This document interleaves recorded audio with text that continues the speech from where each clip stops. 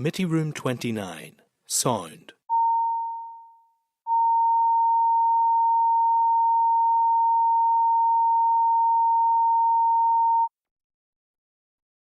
Committee Room 29, Sound.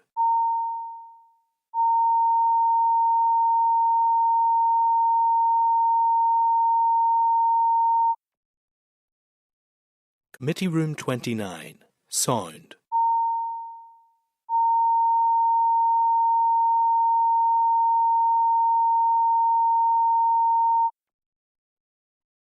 Committee Room 29, Sound.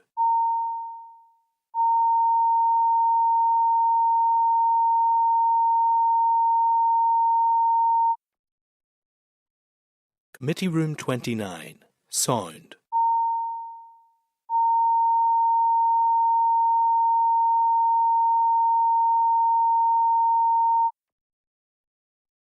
Committee Room 29, Sound.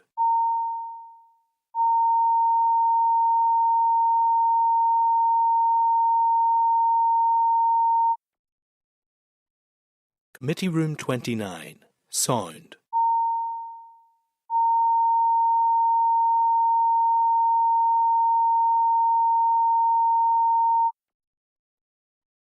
Committee Room 29, Sound.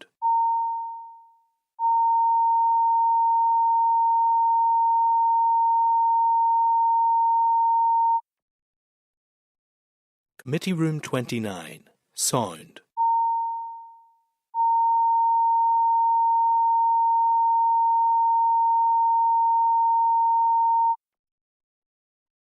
Committee Room 29, Sound.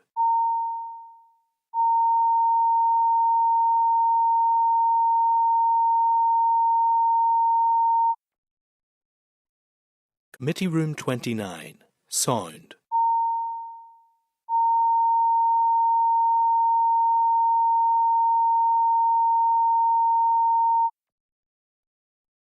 Committee Room 29, Sound.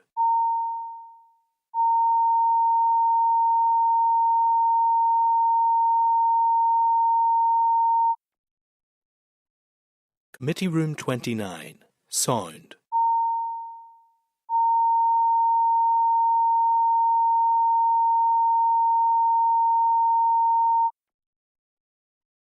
Committee Room 29, Sound.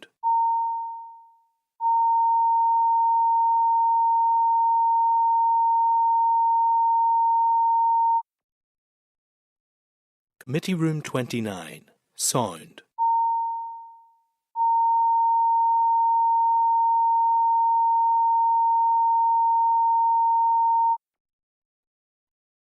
Committee Room 29, Sound.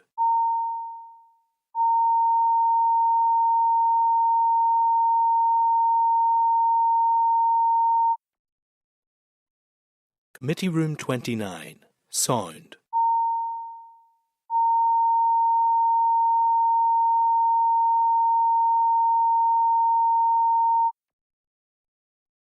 Committee Room 29, Sound. One or two more, but just conscious that we are going to be very much to the wire here on time with the Minister. So, just to welcome everyone here today and everyone in the public gallery as well. If I could remind members just to remind you of the sensitivity of your microphones as they can pick up conversations between members. Got my pen. Today, members, we obviously have a briefing with the Minister now at 2 o'clock regarding the budget for 24-25. Then we have a briefing with the Department on the Public Health Bill, and in front of the committee will be the Chief Dental Officer and Departmental Officials regarding amendments to the Human Medicines Regulations and the supply of medicines. The committee will also have to consider a range of legislation, so we do have a very busy agenda today.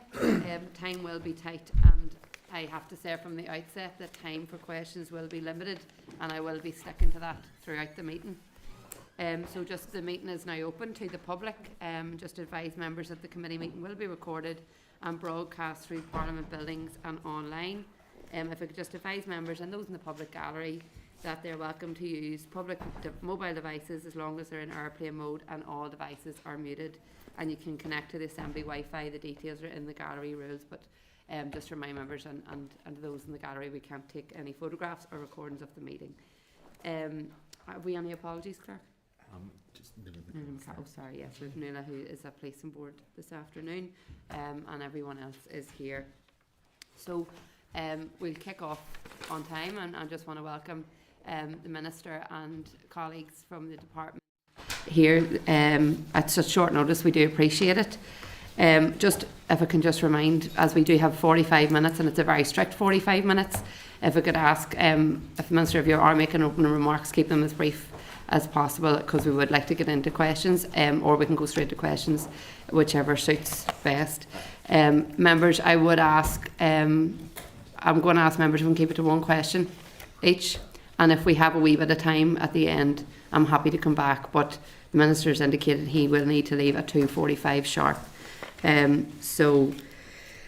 Thank you all for attending, and just if we can refer you to the Minister's correspondence regarding the budget, which is page 5 to 9 of your pack, and at page 10 the Minister's reply following the Department's recent briefing regarding waiting lists, and we did receive an additional briefing on waiting lists this afternoon with further information regarding the 135 million, which I haven't had time to properly digest at this stage, but members may wish to ask a question on that, but if not, we may come back to it at a later stage. So to welcome you all, we have the Minister of Health, Robin Swan, Chris Matthews, Deputy Secretary, Resources and Corporate Management Group, Bridget Worth, Director of Finance, Thomas Adele, Director of Elective Care and Cancer Policy, and Linda Carter, Resource and Corporate Management Group. So thank you all for attending today, and if I can ask the Minister to. Thank you, Chair. Look, I have a very brief opening comment to make, and I do welcome this early opportunity to meet with committee to discuss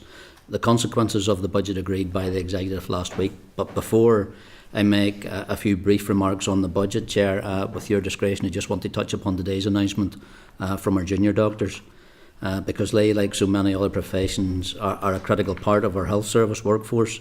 And whilst last week's budget decision certainly hasn't made it any easier, I do remain fully committed to negotiations. But we need to be clear that strike action at this time will still have a significant impact on service delivery and will further exacerbate the challenges facing our health service. However, I have to warn committee that the Executive budget as it stands will make further industrial action on our health service all the more likely. Firstly, I want to acknowledge that this was a very difficult budgetary process for all departments and ministers. You know, that I've no doubt. But equally, I think we can all agree around the Executive table and around this table that Northern Ireland is underfunded. And at the same time, there is an onus on us to make the very best use of the resources we do have and to protect the most vulnerable. That is why I took reassurance from public statements both before and after the restoration of the Executive that the health of our people was going to be prioritised. And I don't believe that this new budget achieves that. I know people can debate figures all day long, but the fact of the matter is that the Department of Health's budget has been cut by over 2% compared to where it stood little over a month ago. To me, that's the exact opposite of prioritising for health. And for those saying they don't accept those figures, I'd ask them for just a little more honesty. And just as an illustration, I received an in-year allocation in the last financial year to pay for the uplift in pay. If anyone seriously suggests that that uplift is taken back off our workers now this year, of course it won't and it can't be done, but that's the implication when people say there is no need to include it in the overall assessment. That's why in all conscience I had to vote against the budget last week. If I'd voted yes, I would not be able to look patients or healthcare workers in the eye, and I would not be able to look myself in the mirror. So I refuse to accept that the Executive has made the best of this very tough job. Promises were made that tackling our appalling waiting times would be a cross-party priority. The committee, I know, were anxious to see the details, and I've provided that.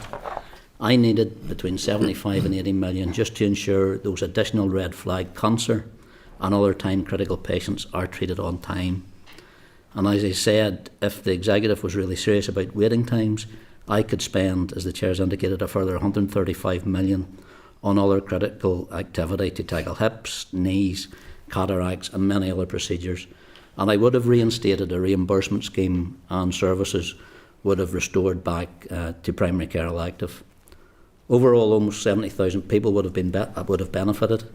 I believe further detail on all of this has been shared with the committee. But once push came to shove, all the targeted funding for waiting lists that the Department of Health got was the 34 million we already knew we were getting from the UK government, nothing more. And there is little point, I believe, Chair, in demanding maximum action to tackle waiting times when at the very same time tying my department's hands behind its back. Likewise, I'm sure some of the very people telling me to suck it up and just accept this budget will also soon be urging me to increase spending on a range of different health issues. I fully accept that every pound given to the Department of Health is a pound less for somewhere else, but speaking frankly, Chair, as I already wrote to the committee earlier this week, not all need or level of risk is equal. All public services are of course important, but the impacts on the population, if they are further impacted or drawn, will differ vastly. That reflects the wider dysfunctionality of the budgetary process that I sought to highlight in a letter to this committee and executive colleagues this week. The budgetary process is based on individual departments identifying inescapable pressures and bidding to the Department of Finance for sufficient funding. It has transpired since, however, that different departments use different assessments of what constitutes an inescapable pressure, and it would seem this is something of a self-certifying process. Ministers weren't provided with the detailed information about other departments' finances that will allow them to take informed decisions on how much should be allocated or reallocated. I fully believe that an assessment based on the principle of reducing harm would have led to a better budget outcome for health. It's my assessment as Minister for Health that this budget as presently set will result in serious and potentially irreparable damage to health and care services. And Chair, I don't say that lightly. Thank you, Minister. And I think it's fair to say we're all acutely aware of the very difficult budgetary position the department is in, but the whole executive. And I think that's something we have said from day one from this assembly being restored. But I have to say, and I'm sure other members will allude to it, this committee has said from day one we will work with you and we will support you to do the best that we can within the very difficult circumstances that we are operating in financially. The Assembly voted very clearly in the first week I think we were back that we need to take the fight to the British Treasury to get the money that we rightly need and deserve and that we're entitled to, because at the end of the day the people from this part their taxes are as valid as anyone else's, and we should be getting the funding to deliver on the basis of need here. But I have to express the disappointment that the committee felt last week when a letter was leaked to the press that was addressed to this committee, and we didn't even get sight of it till a number of hours later. A letter that was obviously pre-prepared and you know, on the morning of an executive meeting. So I think it would be remiss for me not to mention that, because we were learning about this in the media before we'd even had sight of it. So that was something, and we were in our strategic planning day when we received that, that we felt needs addressed.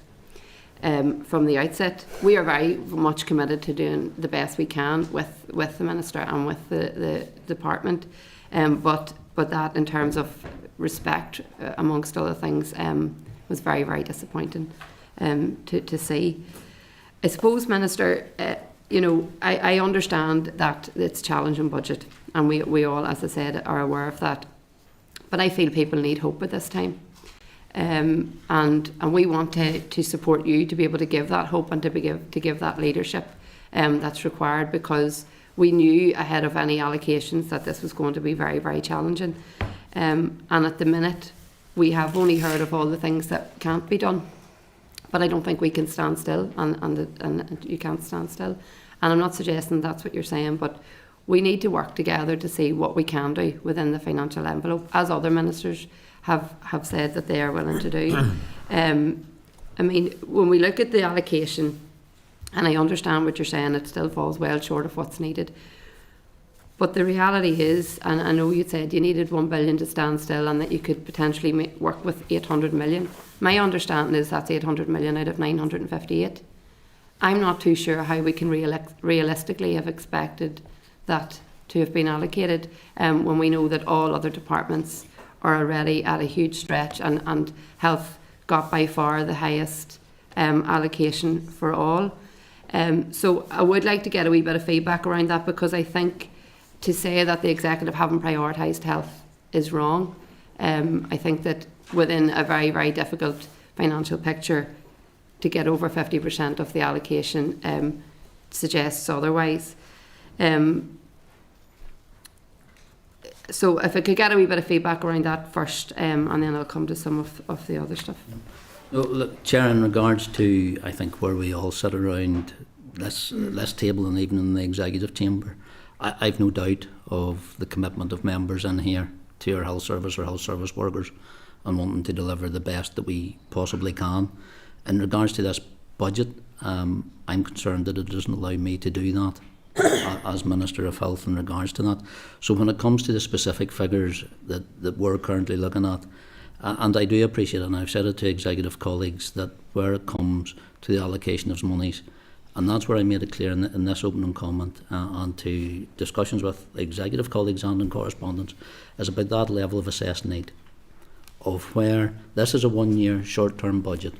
So in my opinion, it's where we allocate those resources that has the least damaging effect and can have actually the most benefit to the wider population while we work through those the articulation that you made in regards to sorting out where the fiscal floor actually should be. We know there's no more money coming this year. That's what the Minister of Finance has said as well. So I'm left in a situation in regards to those opening bids that I was making of inescapable pressures of £555,000 £555,000 in regards to that. The opening offer that I have received from the executive is 515. So that opening offer doesn't meet what we have deemed as being those inescapable pressures. On top of that, there's an additional 306 million that is our carryover from the pay commitments that we made last year, and that's where we got, where I got to the 800 million. So those unescapable things that we say we must do, that we have to do to actually stand still. So it doesn't even get into the stuff we were talking about in regards to what we all want to do in regards to waiting lists, that £135 million paper that we've shared with you this morning.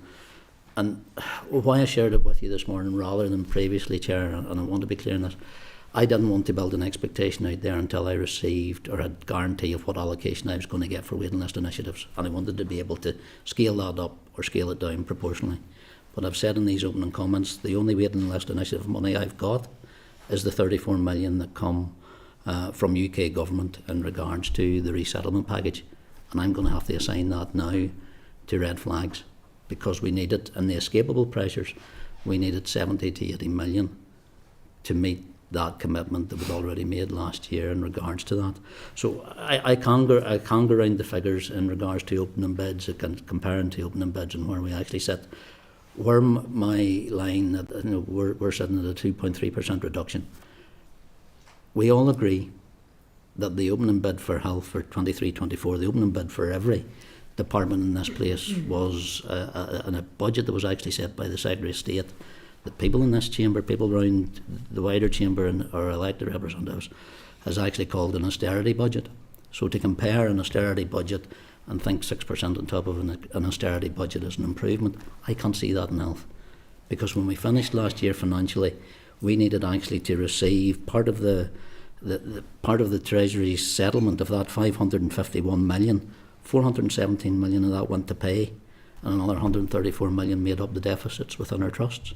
So that was money that was needed. It wasn't money that was frittered away. It wasn't money that we put down the back of the sofa for any day. That was costing money that we needed then, which took us to that closing position that we're now receiving less than to start with. So that's the challenges we have it, Chair.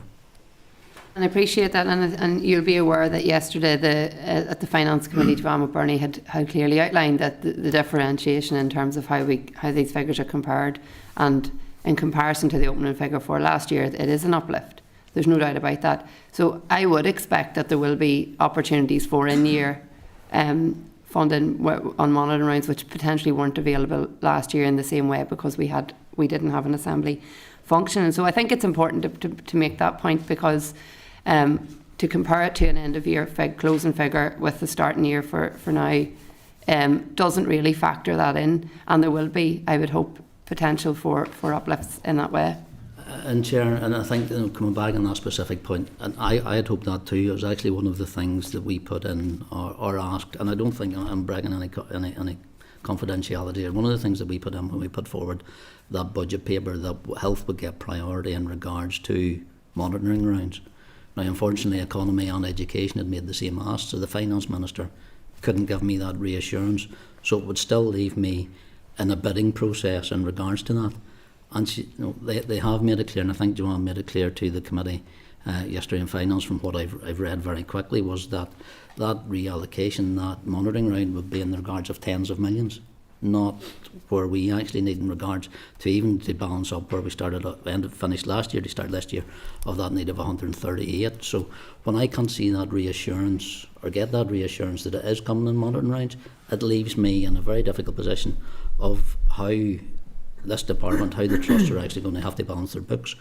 Because unlike last year, when the Permanent Secretary was there with no legal cover and overspends were permitted, we're now in a position where ministers are in place and the legal onus is on trusts, is on the Permanent Secretary. As accounting officer and on my department, we have to set a trajectory that breaks even.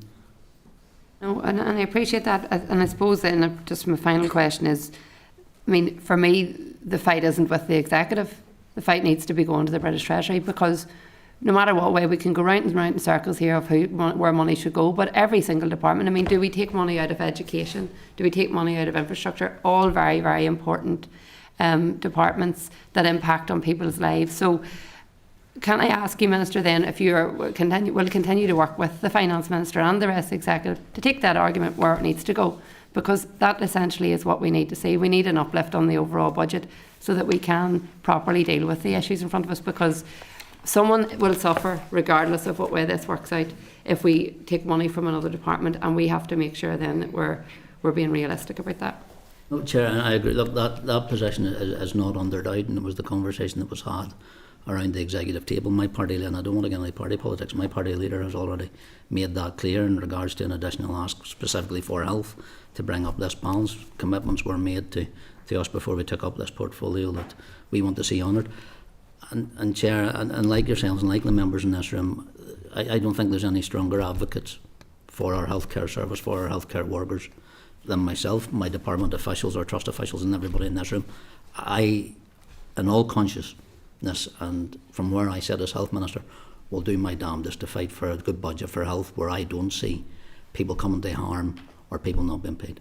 Okay, and just you mentioned party politics, so I suppose I just wanted to mention as well, on the back of the executive meeting last week, you'd come out with your party leader, and I think it would have been more appropriate to see you as Health Minister. So I think going forward it would be better if we all kind of rise above party politics and work in that trajectory, because this health politics shouldn't come into health at the end of the day, and we should all be working together to get the best for everyone that we serve. So just to make that point, I'll open up to members. Then I have Orlia. Yep, thank you. And thanks for your opening remarks. So I just want to pick up on a wee thing that the Chair had says earlier. So, I mean, everyone knows how bleak this budget is, and obviously that goes right across the board for the whole executive. We're all aware of that. But I'm just conscious of how we can try and give people a wee bit of hope coming out of whatever the messaging is today. So you know what money and what budget you have. I just worry that the health and social care system and everyone that uses it is going to be feeling this sort of burden and dread, you know. So it's how you lift that a wee bit, and with the money that we have, how can you give people that bit of hope? And you had mentioned with the announcement today with the junior doctors, so even in terms of an example of workforce, you know, is there anything practically in terms of short-term or medium-term measures that the department can put in place to try and avert some of this crisis? As you had said, Minister, this might not be the last industrial action that's called. So how can we try and turn this into some sort of a positive? It is about those, and thanks, really. It is about those ongoing conversations that I've already met our trade union side on Monday and had that conversation with them in regards to, look, to me this is the start of the process in regards to budget. I'm still prepared to fight for this. This budget still has to get through, through committee scrutiny. It still has to get through the Assembly. So I'm not prepared to give up. Now that's why I'm here. That's why I've made the statement that I have. I've asked trade unions, to be part of that process, not to go to where they could have went in regards to industrial action and that, because that's where I really don't want our workforce to be. I don't want them to be in that position as well, and that's why the offer's still open to our junior doctors to engage in that. I think the hope that I can give, sitting here with a budget that I find constraining, is that those people out there who want our health service to work, those people out there who want to see our health workers supported, they now have access to local political leadership and representatives, something that we didn't have in the last 2 years in budget process. So the hope I give them is it's actually in use around this table, it's around the members of the executive, and it's around the Assembly as well, but how we actually engage, how we look at that assessed need to make sure that budget's being delivered across all departments in what is a very short time, very financial constraining position over the next 11 months, that we make best use of that money in the short term. Yeah, thank you. Linda? Thank you. And thank you to the Minister.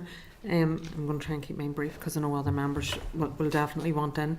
Minister, I suppose for me it's about seeing some plans. I need to see plans of what you're going to do with what you have, but then also what you will do if you get more. And I understand that without a budget, how do? I get that. But no matter who you are, and I've just come from a policing board meeting, and I know from numerous resources meetings in the policing board that we hold the police to very tight account around what will they do if they get money, and they give us the answers to that. They show us exactly where they've had to make cuts, where they can make cuts, and they show us then what they will do if they get money. And I really feel that as a committee we haven't necessarily seen that. So, and I'm concerned because I'm not seeing plans, that I'm not seeing what's happening to keep people well instead of managing sickness, because I feel like that's what we're doing. Mm-hmm. So I know there's a lot in this. So it's what are we doing at both ends? What are we doing at the early intervention and prevention, so our primary care, and what are we doing at the other end, so the care packages, and it's plans for those things I want to see as well.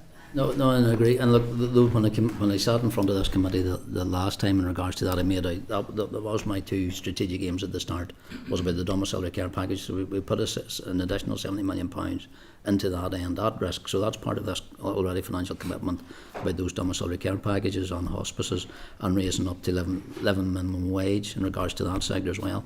GP contract, I am hopefully in a position to sign off within the next few days in regards to that. Still looking within the financial envelope that is currently there, because there's no additional monies to do that. In regards to the wider plans, we've shared what we would have done. As I said earlier, unfortunately, what we would have done if we'd received the 135 million. Was I at that point thinking we would get 135 million for waiting list initiatives? No, I wasn't, but we had that scalable slide, and you'll see it in the table there of what we could do and what we haven't done. I was already working on an update on our elective care strategy, which I promised in an Assembly debate we would bring forward to the end of next month. That still goes on in regards to the allocations that we're able to make under this financial package as well. So that will be presented. It won't be as ambitious or deliver as much as I would have hoped to have done if it had a bigger budget allocation, but we still have to do that. We have to make those plans. You'll have seen as well, we went out to trusts in regards to what they can do in regards to meeting some of the deficit that we'll have to balance their books as well. So they'll come back in towards the end of this month, and again 21st, and then again because of that effect that it actually has in service, that has to go out to consultation as well. So when I said to this committee, when I said to our trade union side, this has been the start of a process in regards to what we need to do. I had, and again officials within the department had asked them to look at a 3-year plan. And I think that's what the members are looking at, even though we're in a 1-year budget, as to where we could go strategically across health, including the blueprint as well. There's nothing in this budget that actually will prevent the publication and the engagement on the acute hospital blueprint. That still can progress, so those pieces of work keep going.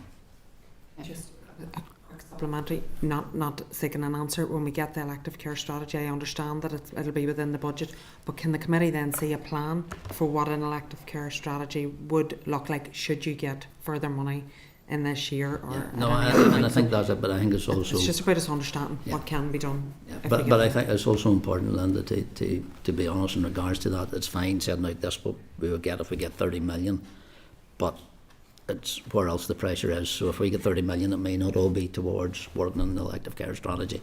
It's where it works out. So that's where I was always conscious, as I said, about producing that £135 million targeted plan that Tomas had worked up, they talked about, and that's been shared with you. So it shows you the ambition that we had we got that money. Colin? Thank you, Chair. Thank you, Minister, for giving us albeit a bleak assessment, for giving us an honest assessment of where you are with the budget. And at Health Committee recently, we heard from the Royal College of Surgeons, and they detailed to us that our waiting lists are killing people. Not that people are dying whilst on the waiting list, they're dying because they're on the waiting list and not getting access to their treatment. And our executive, in your words, is not prioritising health. So do you believe that this budget allocation will result in people dying? I don't want to use language like that, Chair, in regards to where we currently are today. I've expressed my concern in regards to where this budget, I think, will have a harmful effect in regards to people on waiting lists, people in our healthcare service, people who may not be able to access healthcare, but also those people who are working on it today. So I don't want to make, and the member knows me well enough, I don't want to make those sort of alarmist comments in regards to this, but there is an honest assessment that will have to be had out there. Okay, Diane? Thank you, Minister. Thank you for coming to the committee. And at the outset of my remarks, I want to make it clear, and I think you know this from me personally, but I think from the committee collectively, we all want to do good in relation to our health service. And it's really, really important that when we're in the middle of really difficult conversations, that we remember that. I find it a little bit distasteful, I'm going to say the word, that we are now reduced to debating the health budget in such a manner as we are currently doing.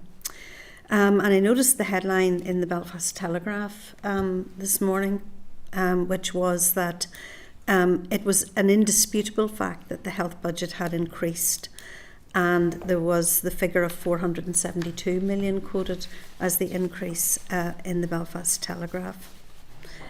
So what we're really down to is debating where the baseline of the budget should be judged. And I know and you know that the budget will receive money from monitoring rounds, and I wish you well in getting money in terms of the monitoring rounds. But just a couple of questions that I have, and then we'll draw to a close. You've called for the Assembly to make changes to the budget. Will you be providing guidance to the Assembly as to where those changes should be, whether education or environment, so that we know where those changes should be? Because the Assembly simply debates, it doesn't make those decisions. Will you be providing alternatives so that we know what your views in relation to that are? And I suppose if the budget remains unchanged, will you vote against the budget knowing that that's in contravention of the ministerial code and potentially a resigning matter? And my last question is that... And I'm just going to keep it. But if this is really important, I just want to know why there were no important. bids for the 13 million of the end of year money, which could have hugely impacted and helped the Children's Hospice. Had your department made those bids? Briefly through that, in regards to me bringing forward alternative proposals for the budget, the budget paper, and again, Chair, this probably veers into party politics rather than departmental one. When the budget came to us, it had been 80 some odd days for the executive that actually proposed that budget between the workings, between obviously the larger parties. We had about 36 hours to assess it. As Minister of Health, I assessed it from a Department of Health impact rather than where else we could look to take alternative proposals, because the paper that we provided did not provide the granularity detail in regards to what other departments had bid for. We didn't sit down at that executive meeting collectively to mark each other's homeworks, and that's why I said I believe that this process that we entered into was flawed in regard to that of assess need. In regards to this budget, if it currently stands coming to the Assembly in the format, I've made it very clear I will vote against it, because I don't believe I could look a healthcare worker, I could look somebody in a waiting list in regards to this as to where it actually stands in the eye in this allocation. And the member knows me well enough. I don't say that in any sort of way to make this. And as I've said before, it's not about me. But in my heart, I couldn't do that in regards to that. So that's where we are. In regards to the £13 million end of year, if I'm correct, I think it was revenue that the Department of Infrastructure was able to take to TransLink's reserves. It's not something that was open, would actually been able to use within the Children's Hospice as well. So it comes about how money is allocated. And again, those end of year allocations, as the member will know, having been Minister for the Economy, it's not easy balancing those budgets and where bids sit against money that's offered. Danny? Thank you, Chair, and thank you, Minister, for coming here today. I appreciate what you said about Northern Ireland being underfunded. We're all aware of that. And I appreciate the issue with the definition of inescapable pressures across the executive, and maybe that's something we can get to at some other point. But it's clear no minister got what they wanted. And when the budget was announced last week, and I would associate myself with the comments the Chair made about the letter coming out, and certainly seeing that on social media was not very respectful, I think. I know you had said about this is not about politics but about people's lives. But we'd seen within a couple of days then there's a couple of announcements on social media saying that the Sinn Féin DUP alliance cuts to the health service mean a reduction of 140 acute hospital beds, the reduction of 1.1 million hours of domiciliary care, and the loss of 500 independent sector care home beds. I was unclear as to whether these were announcements, whether that was something that was going on that you hadn't let us know about again. So I'd like to get a bit of clarity on that. Are all three of these things happening? Now they're quite available on social media. My question, what I want to see is, and I don't think what we've heard yet, is about reform. Now you've talked quite a lot about healthcare reform and the need for healthcare reform so that we can start to bring the financial pressures on the health service down.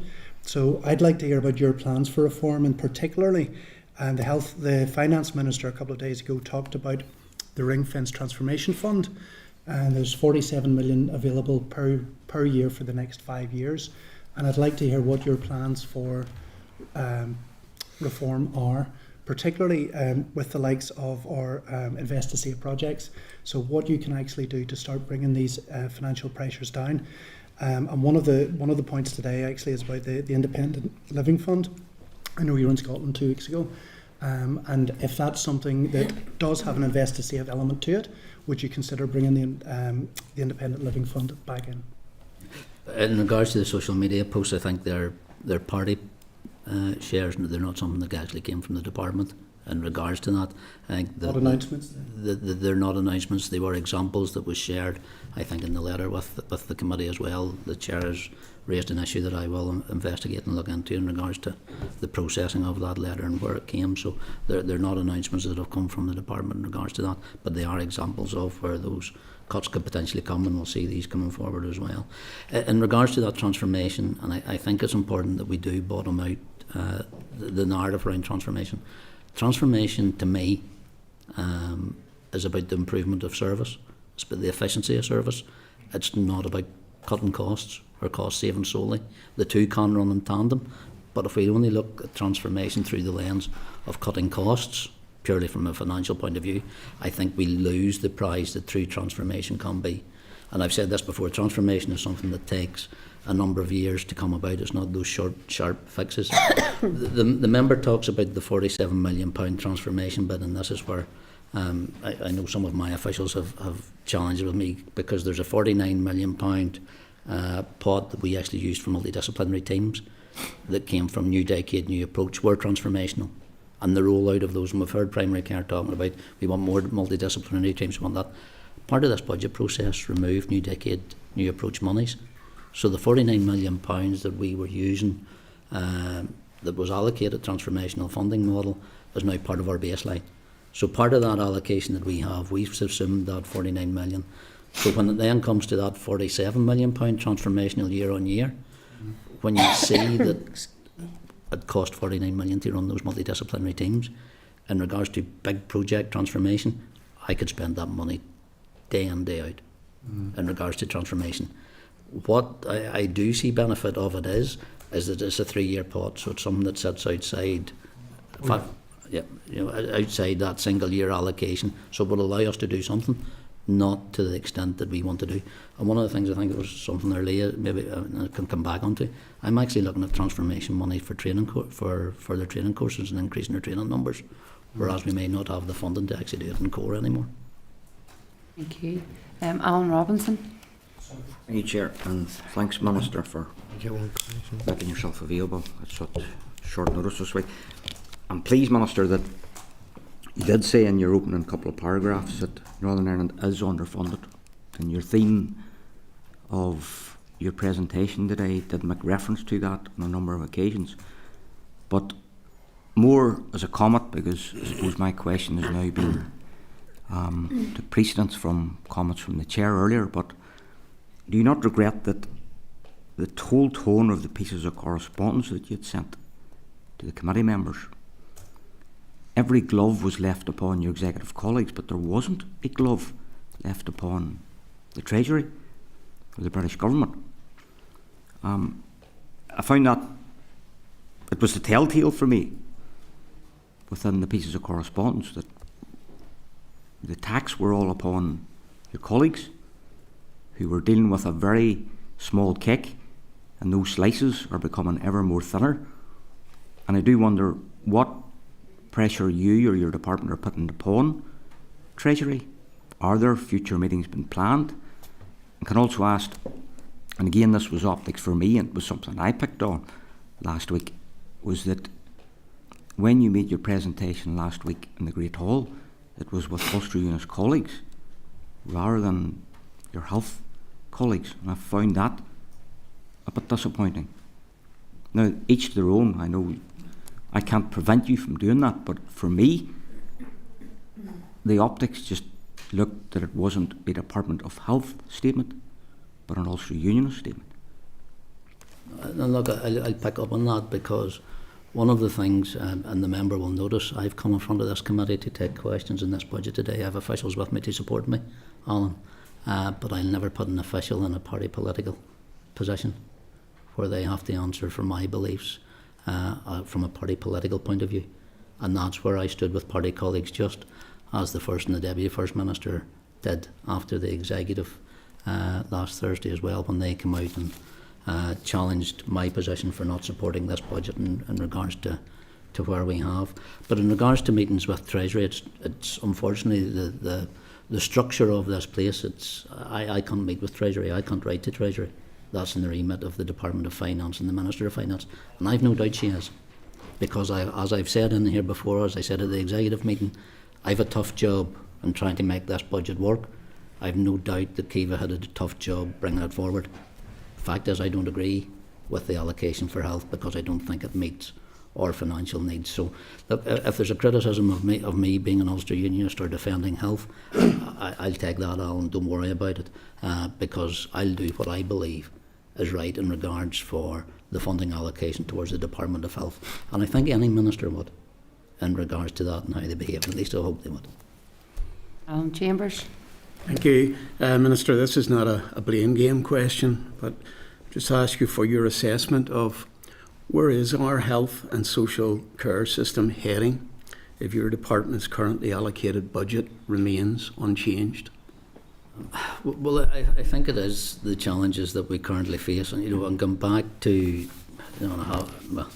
going back to actually comments from the Fiscal Council's assessment of where health was. There was an assessment they did in 2022 in regards to some of the funding pressures, and I know there has been commentary, that Northern Ireland gets more than England. Actually, the Fiscal Council report in 2022, health spending per head is broadly the same as the North West and North East of England, and health spending in Northern Ireland has previously been broadly in line with relative need. So in regards to, I suppose there's a narrative out there that we get more and we should be thankful for it, therefore we'll be able to do the same with less. I think the Fiscal Council report, when it actually looked at the health specific spend back in 22, made those assessments as well. They did go on and they talk about improving efficiencies and getting number of bed nights down and all the rest of them. Those are pieces of work that the department has been doing and will continue to do. So in regards to reducing that challenge, and it goes back to where I laid out in the letters to committee members as to where we see those cuts that will be necessary in the short period of time, because as I said to the Chair opening up, because this is a single year budget, those cuts, those reductions have to be all the more drastic in regards to what we have to do in that short space of time to meet that legal commitment as well. Minister, I just realised Danny had asked you a question about... He did about Independent Living Fund. Living, yes. yeah, if you could come back on that. Sorry, and I do realise some of the individuals sitting behind me, because I have met them before in regards to the Independent Living Fund. At this moment in time, while I do the overall assessment of budget, I can make no commitments. And I don't think the Chair or members of this committee would want me to do that in regards to this time. So in regards to additional monies coming forward, I'll do the best that I can. My department will do the best that they can with the budgetary allocations that we have. Did we expect to be at the level that it currently is? No. With the likes of that Invest to Save projects, would you be able to give us examples of what you're doing to reform to try and save money? We will, Danny. I can get that. We'll get something brought forward to the committee in regards to some of the initiatives that we had already made. The members will be aware. One of those early ones was agency nursing. The decision that I took before I went out the last time was to remove off contract nursing, and the member will be fully aware of the implication. That was done at risk at that point. At this minute in time, year on year, we think there'll be a £20 million saving in regards to agency nurses because of that agency nursing spend, because of that step. It was a step that was taken at risk. But as I've said earlier, when you look at those initiatives that come forward, there are other areas that the department could take steps in, Trust can take steps in, but it needs that bit of time. So that was a decision I made back in 2021, 22, and now we're seeing the financial rewards of that, why that's actually balanced out. So there are other initiatives around that. There's the more medicines in regards to where we actually make savings there as well. I have a number of figures, Chair, that I can share in writing with the committee in regards and following up on this meeting. We appreciate that. Thank members for the questions. I suppose just to conclude, there's a few kind of themes that I think that we really, really want to see. And firstly is we need to see solutions. We need to see work plans coming forward now for these critical issues within the financial envelope that is there, because I don't foresee it getting any bigger in the immediate future. So we need to see what is going to be done, and we would ask for that to be brought forward so that we can tell people that regardless, we are still working collectively very, very hard to try and deliver as best we can. But we also need to see a united front in terms of lobbying for the money that we need here with the Treasury. So I would ask, Minister, for you to take that away, and that is a strong message from us all here, that we want to work together, but we need to see what we can deliver in the time ahead, and we will work with you going forward where we can. But we hope that we don't see what has happened last week. I think it's fair to say we were very, very disappointed, and you'd referred to alarmist remarks. I think it's safe to say that the comments in the letter were pretty alarmist.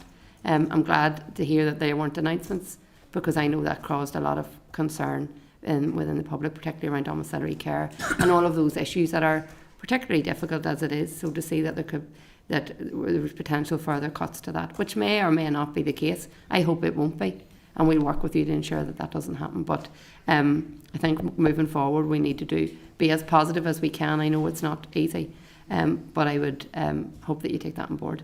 So I do, Chair, and I thank you all, as always, for the engagement in regards to the letters that were sent to the committee. They're no different than the letters I sent to executive colleagues in regards to what I saw this budget allocation actually meaning and the effect it would have to meet that financial commitment within the time period that we have.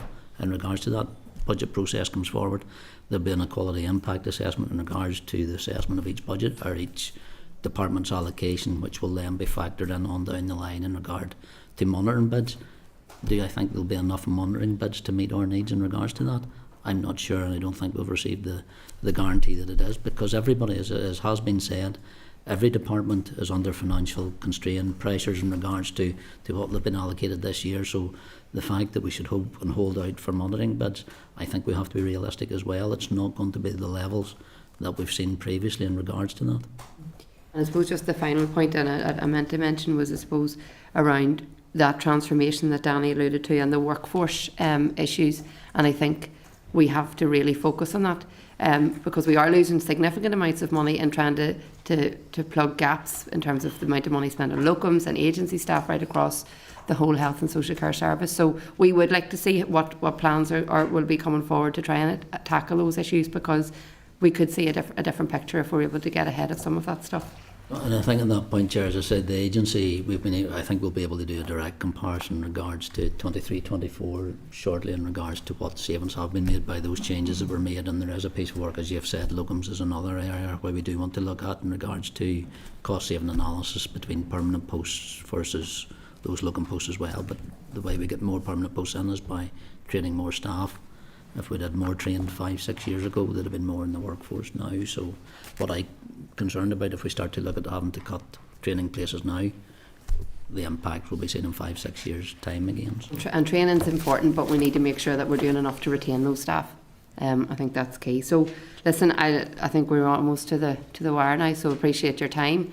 And obviously we will come back on some of the other correspondence that we have received. But thank you, Minister, and thank you all for coming today. Okay, thanks, Chair. Thank you. Okay, members, thank you all for working well with us there. I think that everyone got what they needed out of that. But any follow-up, if anybody wishes any other questions, we can put that in writing. Colin? Yes, Chair. I don't think we're very much further forward after having that briefing. I'd love to say that I feel like I've got some information, that I've got some outcome, that I've got some better understanding, anything. All I heard was exactly what I read in the letter last week. And I maybe would allude to the point that Linda made, which is that, like, if we're going to scrutinise, we need to see something to scrutinise. But I just feel like that was a wasted opportunity, and being able to give us information by just simply detailing what was already raised last week. It's a pity, because ministerial briefings should be information based, and it wasn't great. Yeah, Linda? It's actually just on the back of exactly what Colin just said. I think that was an opportunity, and I'm hoping that things are going to improve. We made it clear here today, the plans are what we need to see, and I am frustrated, and that's not at any individual. I am just frustrated by this process, because I did say it, I have just come from a policing board meeting, and I can tell you, they're held to account, and you were on the policing board yourself, you know, so you know this, Chair. They are held to account for every penny they spend, how they spend it, where they're making their savings, and we still are screaming at them all the time about we want more detail. So, but to be fair, we get it. We really do get it, and we need more of that. So, I mean, I'm sure if they want to meet with the top team and the PSNA and the accounting officer, they would be more than happy to have that conversation. But all joking aside, it is really, because, I mean, and I know you are all feeling it, it is, what are we scrutinising? I need to see something in front of me to say, okay, that's where the money's being spent. I understand that. That is absolutely an inescapable pressure. The Minister actually alluded to it himself, you know, that different departments seem to have different processes, and maybe they do, I don't know. But we are here to hold to account the health department. So we need to see what is their process, we need to see what are their plans, how are they spending the money they have, how will they spend any money they get. It comes back to that. You can't wait for a budget to make a plan. You have to have a plan to be ready for them, because we know how money can come, and we know how that ends up going back into the centre, going back to the British government, because we don't have plans sitting ready to go. And I don't accept that health wasn't prioritised, but if you take money from DFA and you don't fix the A5, health's picking that up, because we're only told about the people who die, but there's accidents on that road every single week, and there are people seriously injured.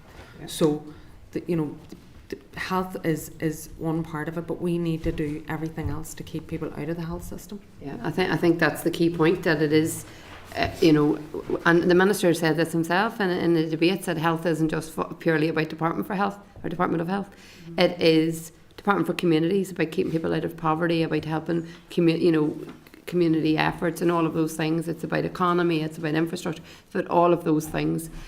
So I think I would concur with Linda in that I don't accept that health hasn't been prioritised here, but we have to look at that whole system approach to tackling health inequalities, and how we get people living well rather than at the other end of the spectrum when they're coming in just needing care when it shouldn't be that case. So for me, I think that the idea of what we have said has been made very clear, that we need to see plans. I think, and I think we've had a conversation ourselves just around, if you're applying for a loan, you have planned out what you want to use that money for. If you get half of it, if you get 70% of it, if you get 100% of it, and you work with that, we can't wait for money to come and then start to plan what we're going to do it, because it's too late then. So I think as a committee, we are very focused in terms of the priorities that we discussed last week, and we'll discuss later on today about where we want to see that, and we will, until we get the information that this committee wants to see, we continue to ask for that. Can I just very quickly, and just in case I probably have forgotten and we've already done it, have we written to the department asking for a briefing on the reconfiguration of hospitals that the Minister said he was going to produce a few weeks ago? I am of the understanding, probably Linda would probably know this, that there was some briefing to political representatives when there was no assembly, but I suspect that most people around the table, and myself included, and I'm new to the Health Committee, and I haven't seen anything at all. And I think that, again, I mean, the Minister talked about that he had only 36 hours to assess the budget. Rather than us all have knee-jerk reactions, it would be good to have a briefing from the department about it. Yes, so the clerk has said we have written and requested a copy of the blueprint, and when it will be received. I know the Minister had responded to some of the queries raised in the table papers this week as well. So when we get a response to that, maybe then we can decide, do we need, will we get a proper briefing on it based on what we see in that as well. I think it'd be just for confirmation, it wasn't a blueprint that we got, it was just a briefing that reconfiguration was part of their plans going forward, but we didn't progress actually see it update on how they were moving along, but like they'd even missed the names of hospitals on it, so we had to say there's actually hospitals missing just in from your case I graph. was missing out on something. And I think Gavin's moved. I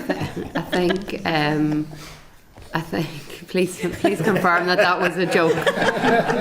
Well, we'll not know until we get it published. but I think, you see, this is the other issue that I have in relation to that, is that we have to ensure that this is co-designed, that this isn't a plan and we're told if this is what we want, this is what's happening, do you like it or not? It has to be properly co-designed. So that's maybe what when we see what comes back, we can then decide where we go next, because that would concern me. I think just don't want it to be landed on us. No, absolutely, and I think take it or leave it. We want it to be done in partnership with the staff, the communities, all of the people that have a stake in this. So that's very, very important. So thank you, members, for that. I'll go back now, so we start to Chairperson's business. Just have a couple of things I wanted to raise, or one thing. On the 22nd of April, we had the meeting with Mesh Ireland, and we have received some follow-up correspondence from patients. It was a very good briefing and a very, very difficult experience for all those involved who are continuing to fight to get what the treatment they need, and in terms of that, as they just continue to deal with the impact. So members, I would just ask for agreement then to write to the Health Minister on the issues raised at that meeting, and to find out what action the department is taking to implement the recommendations in the Cumberland Review. Is it okay? Anything else? Happy enough? Okay, members, if I can take it item number 4 then, the draft minutes, which are page 28 of your pack, and that is our meeting that was held on the 18th of April.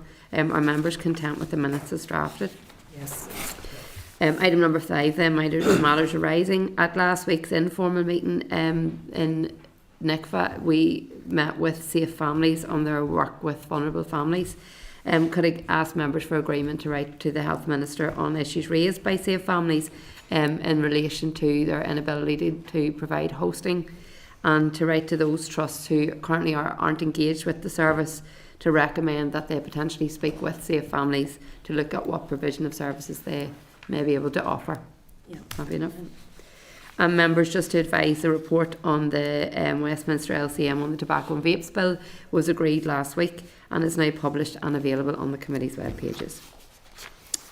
Okay, members, so item number 6 then is Department of Health proposed legislative programme, and we have a written briefing at page 168, and it's the proposed legislation plan for the remainder of the mandate. Has anyone anything they want to raise on that? No? Members, are you content to note the proposed programme? Agreed. Yeah. Item number 7 then is a briefing from officials on the public health bill. If I can refer you to page 174 of your pack, and just wait for officials to come in then.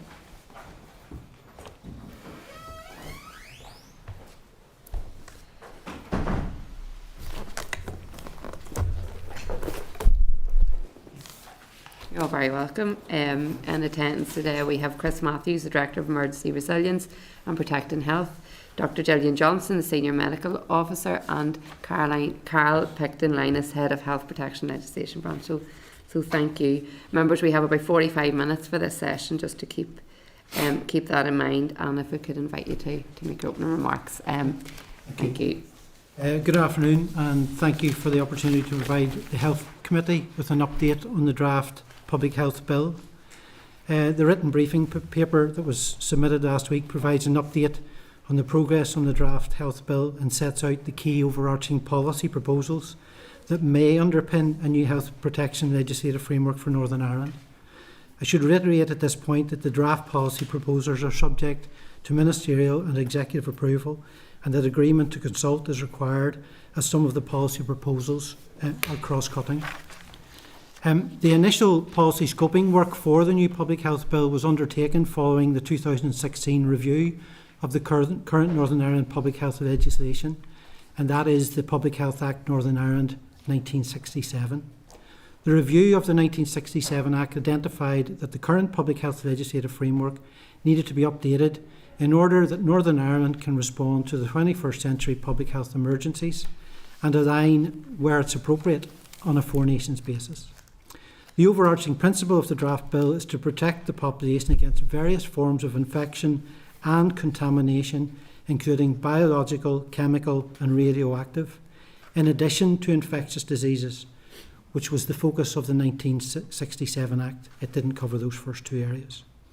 The draft Public Health Bill is intended to address the review recommendations and enable Northern Ireland to respond to the 21st century public health needs. I'll very briefly set out some of those proposals. The 1967 Act makes provision for the mandatory notification of specific notifiable infectious diseases only by registered medical practitioners to the Public Health Agency. The draft bill proposes to extend this to include all infection and contamination that present or could present a significant harm to human health. So it's an all hazards approach, and that aligns with the legislative framework in other UK jurisdictions. But what it also provides, more importantly, is a fuller surveillance picture for the Public Health Agency. Crucially, any notification process that will be put in place will need to ensure that the information is provided on the public health interventions on a timely basis in order for it to be effective in controlling the further spread of infections or contaminations. It is proposed that a duty is placed on directors or operators of diagnostic laboratories to notify the Public Health Agency where a specific causative agent which could cause significant harm to public health is identified in a human sample. And a causative agent could be a virus or a bacteria, such as the meningococcal bacteria. This surveillance information would enable the Public Health Agency to have a better understanding of testing trends, vaccine programmes and disparities in healthcare access. It also assists in ascertaining if guidelines that they have issued are being followed. A Four Nations exercise is currently underway to review the list of infectious diseases and causative agents in the public health legislation, and we're part of that. And when the outcome of that review is completed later this year, we would propose to include the agreed list in the new legislative framework for Northern Ireland. Work is also ongoing between the United Kingdom Health Security Agency and our colleagues in the Republic of Ireland to consider an alignment of those causative agents on a Five Nations position. The draft bill also seeks to align with the World Health Organization International Health Regulations, which were published in 2005, to which the UK is a signatory. Those regulations provide an overarching legal framework that defines a country's rights and its obligations in handling public health events and emergencies that have the potential to cross borders. The IHR are an instrument of international law that is legally binding on the 196 countries and the 194 World Health Organization member states. The international health regulations deal with infections, contamination and infectious diseases, which is our proposals within the Public Health Bill. One of the other key areas is the powers of entry and the roles of authorised officers. The draft bill will also provide clarity on the powers of entry and the roles of authorised officers.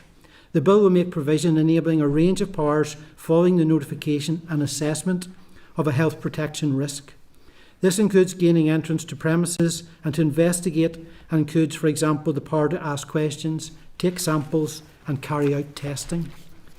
As the body with the overall responsibility for public health, it's proposed that the Public Health Agency must be given powers to investigate and act in relation to incidents where it is not clear where that responsibility lies in Northern Ireland legislation. The scoping of this policy proposal is ongoing in order to map key responsible bodies and the relevant legislative frameworks in relation to different public health scenarios. So, for example, if foodborne is the responsibility of councils to investigate, water contamination would be for the Drinking Water Inspectorate. So what would be the Public Health Agency's role? Emergency powers of entry will be created, and a judicial route, in other words, a warrant, may be sought to gain entry to a private dwelling or to secure entry to premises without notice. The draft bill may also contain a judicial route to health protection enforcement, enabling the Public Health Agency to make an application to the Magistrates Court for an order imposing a requirement or restriction on a person, a thing or premises. A duty will be placed on the Public Health Agency to have regard to the impact of the order on the welfare of a person or persons' dependents, if any, for the duration of the order. Court orders will be required to specify the period for which the order is enforced, and it's envisaged that it be a maximum period of 28 days, as is already the case in other UK jurisdictions. The draft bill will also include provision enabling a person to apply to the court for a variation or for a revocation of the Magistrates' Court order. A suite of offences will be included in the bill for non-compliance with a requirement or restriction, as well as an offence for wilful obstruction. We're currently liaising with the Department of Justice in relation to the offences and the Magistrates' Court's orders.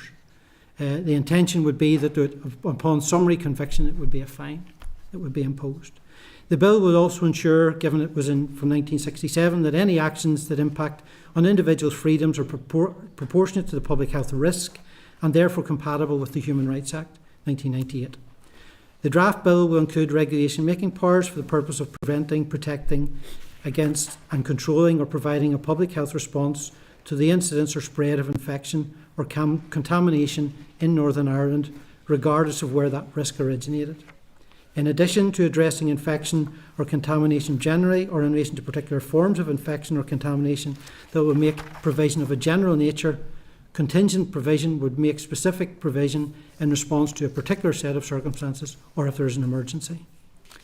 In the event the infection or contamination measures are required in bringing forward draft regulations for consideration, the Department will, of course, seek Executive and Assembly approval. Consider is being given to regulation-making powers for public health emergency being exercised by any Northern Ireland Civil Service Department at the request of the Minister of Health. This reflects our experience following the initial COVID-19 response period, when regulations required significantly greater sectoral specific expertise and understanding of the associated policies, for example in the hospitality and leisure industries. Safeguards within that would include a restriction on making domestic health protection legislations to the effect that the regulations may not be made unless the appropriate minister considers, when making the regulations, that the restrictions or requirements are proportionate to what is being sought to be achieved by imposing it.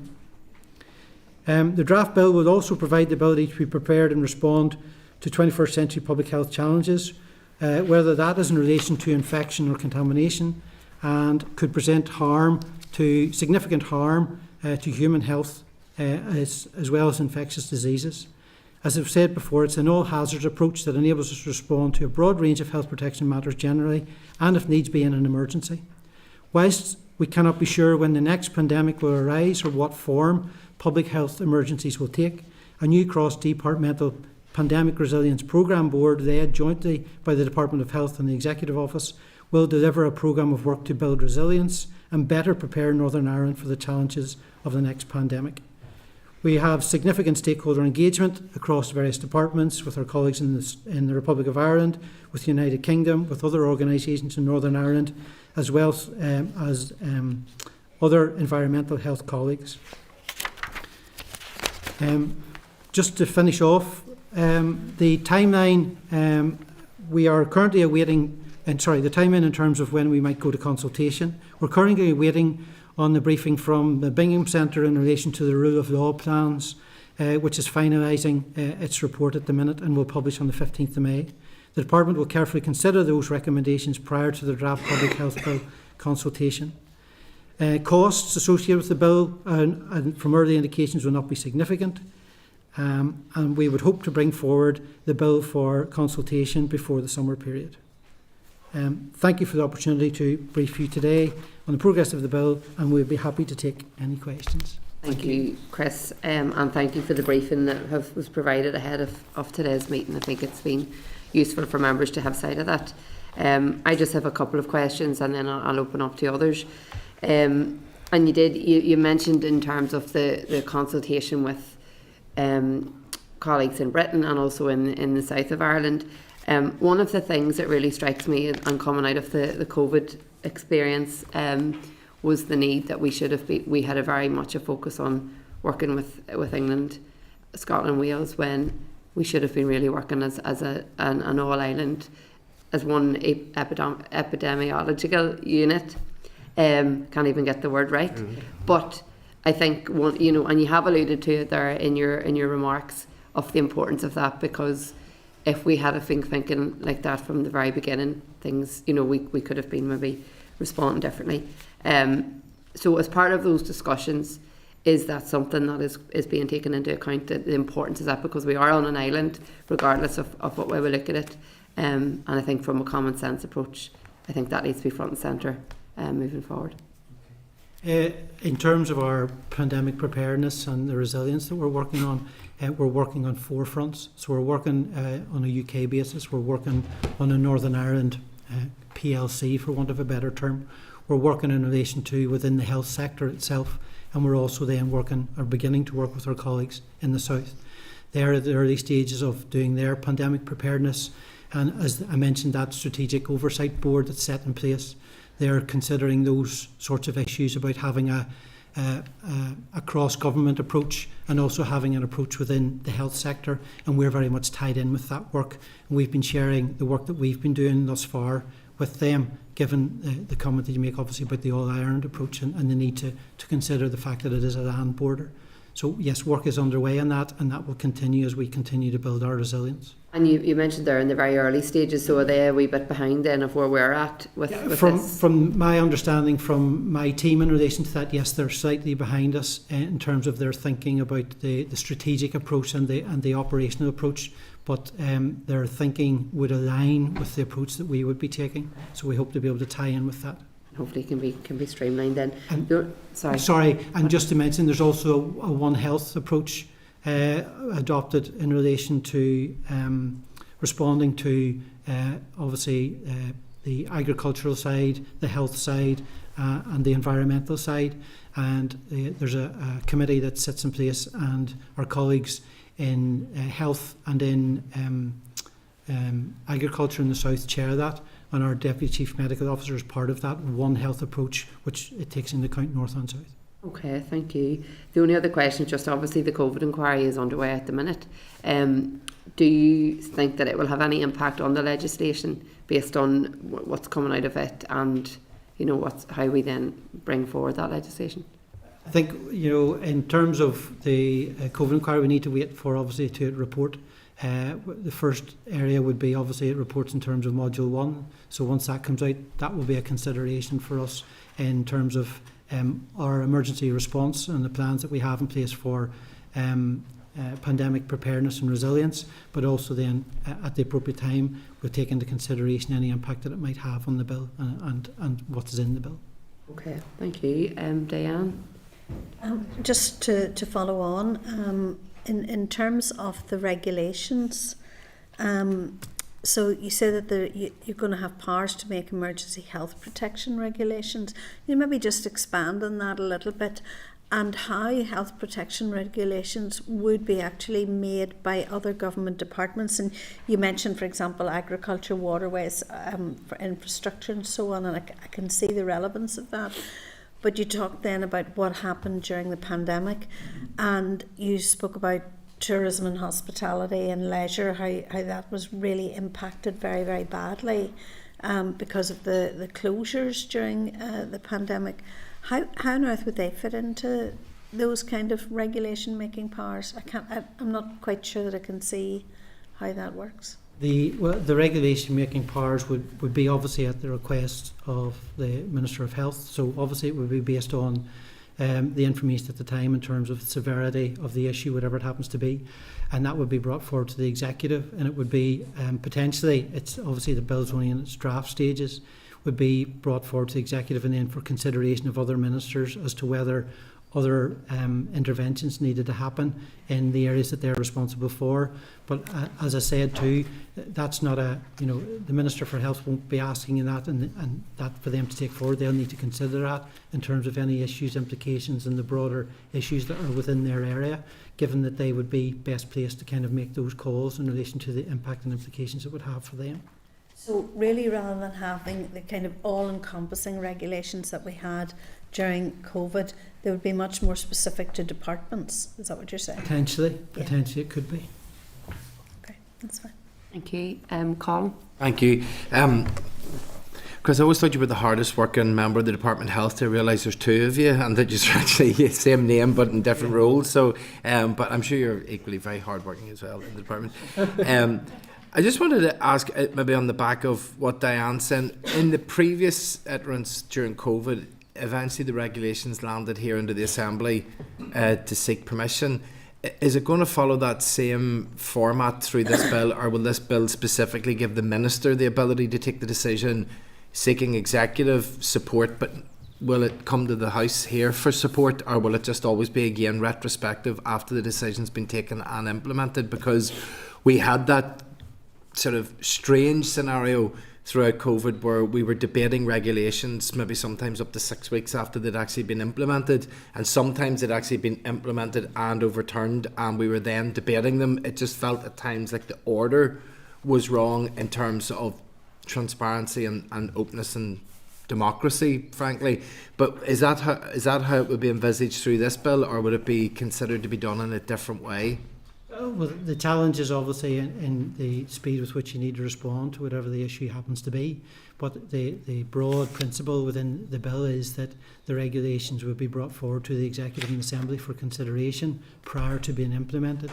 That would be the intention. Obviously, it depends on the situation scenario you're faced with at the time, whether that due process, which you would expect to happen, can actually happen. So it's the intention. But I can't say, until we're in the kind of the foot of it, whether exactly that would be the case at that point in time. But it certainly is the intention. Yeah. And just maybe what sort of flexibilities would you envisage it being in there? Because again, some of the stuff that was being brought to us, the announcements were being made, but there was suitable time for it to come to the Assembly, but it just didn't. The process just took longer because it didn't arrive to us maybe, say for example, it was like from Friday night, you will only be able to go to a park with 3 people. there was an opportunity for it to come to the Assembly in between the decision being announced and the rule coming in, but it might have been 4 weeks after before that actual SR landed in the Assembly to be debated. So is that the same process that would be envisaged here? Is there scope for that to happen, or would it say you need to go to the Assembly where applicable first? Well, the preference would be to go to the Assembly and the Executive and the Assembly first, but I can't honestly sit here and tell you, based on a scenario that we haven't encountered yet, whether that will exactly be the case.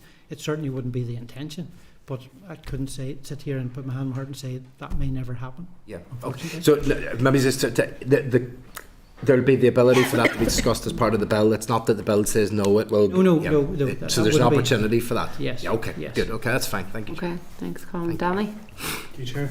Thanks for this. Obviously, this is well outdated, well overdue, and certainly needs to be looked at again. Certainly with the events of the pandemic, we have learned a lot since, and we need to learn those lessons and put them into legislation. Just one thing that struck me there when you were saying that there's requirements would be placed upon a person, a thing, and a premises. Can you give an example or just how that might be implemented upon somebody? What would that mean? Yeah. Okay. So, in terms of placing a requirement on a person, for example, it would be requiring where somebody didn't voluntarily comply with something, and I'm not talking in a pandemic situation now. It could be a general where somebody has an infectious disease and it could present a significant risk to human health. For example, if they leave their home and attempt to go to work, for example. So there is scope there to place a legal order on a person to require them not to go to work. But before that can happen, the magistrate it's a magistrate's court order, the magistrate must be satisfied that it's the right thing to do. So there are safeguards built into that. So PHA would have to present a report to court to explain the nature of the infection, the ease of transmission of the infection, how much of a risk it is to those around them, and why they need to impose that order. Having said that, then if the court is satisfied with that evidence and does make the order in relation to that person, then there is scope for that person who's impacted on that to ask for a variation or a revocation of that order. So there's safeguards in that as well. And the majority of those would be the intention is for a maximum of 28 days. Could be shorter, but the intention would be no more than 28 days. So there'll be a review period. Did you say that could be reapplied though? Well, it's potential, depending on the nature of the infection and the impact it has. But again, the Public Health Agency would have to resubmit and make the case as to why the person still needed to remain, effectively in home or quarantined for whatever the situation is. But the 28 days is based on the principle within other UK jurisdictions where they believe that 28 days is sufficient for anything and any pathogen to run its course at a very maximum, and probably to allow additional to that. The other thing I just wanted to ask was about notification. How is that going to change, and how quickly health interventions can be taken then to prevent further infection or contamination?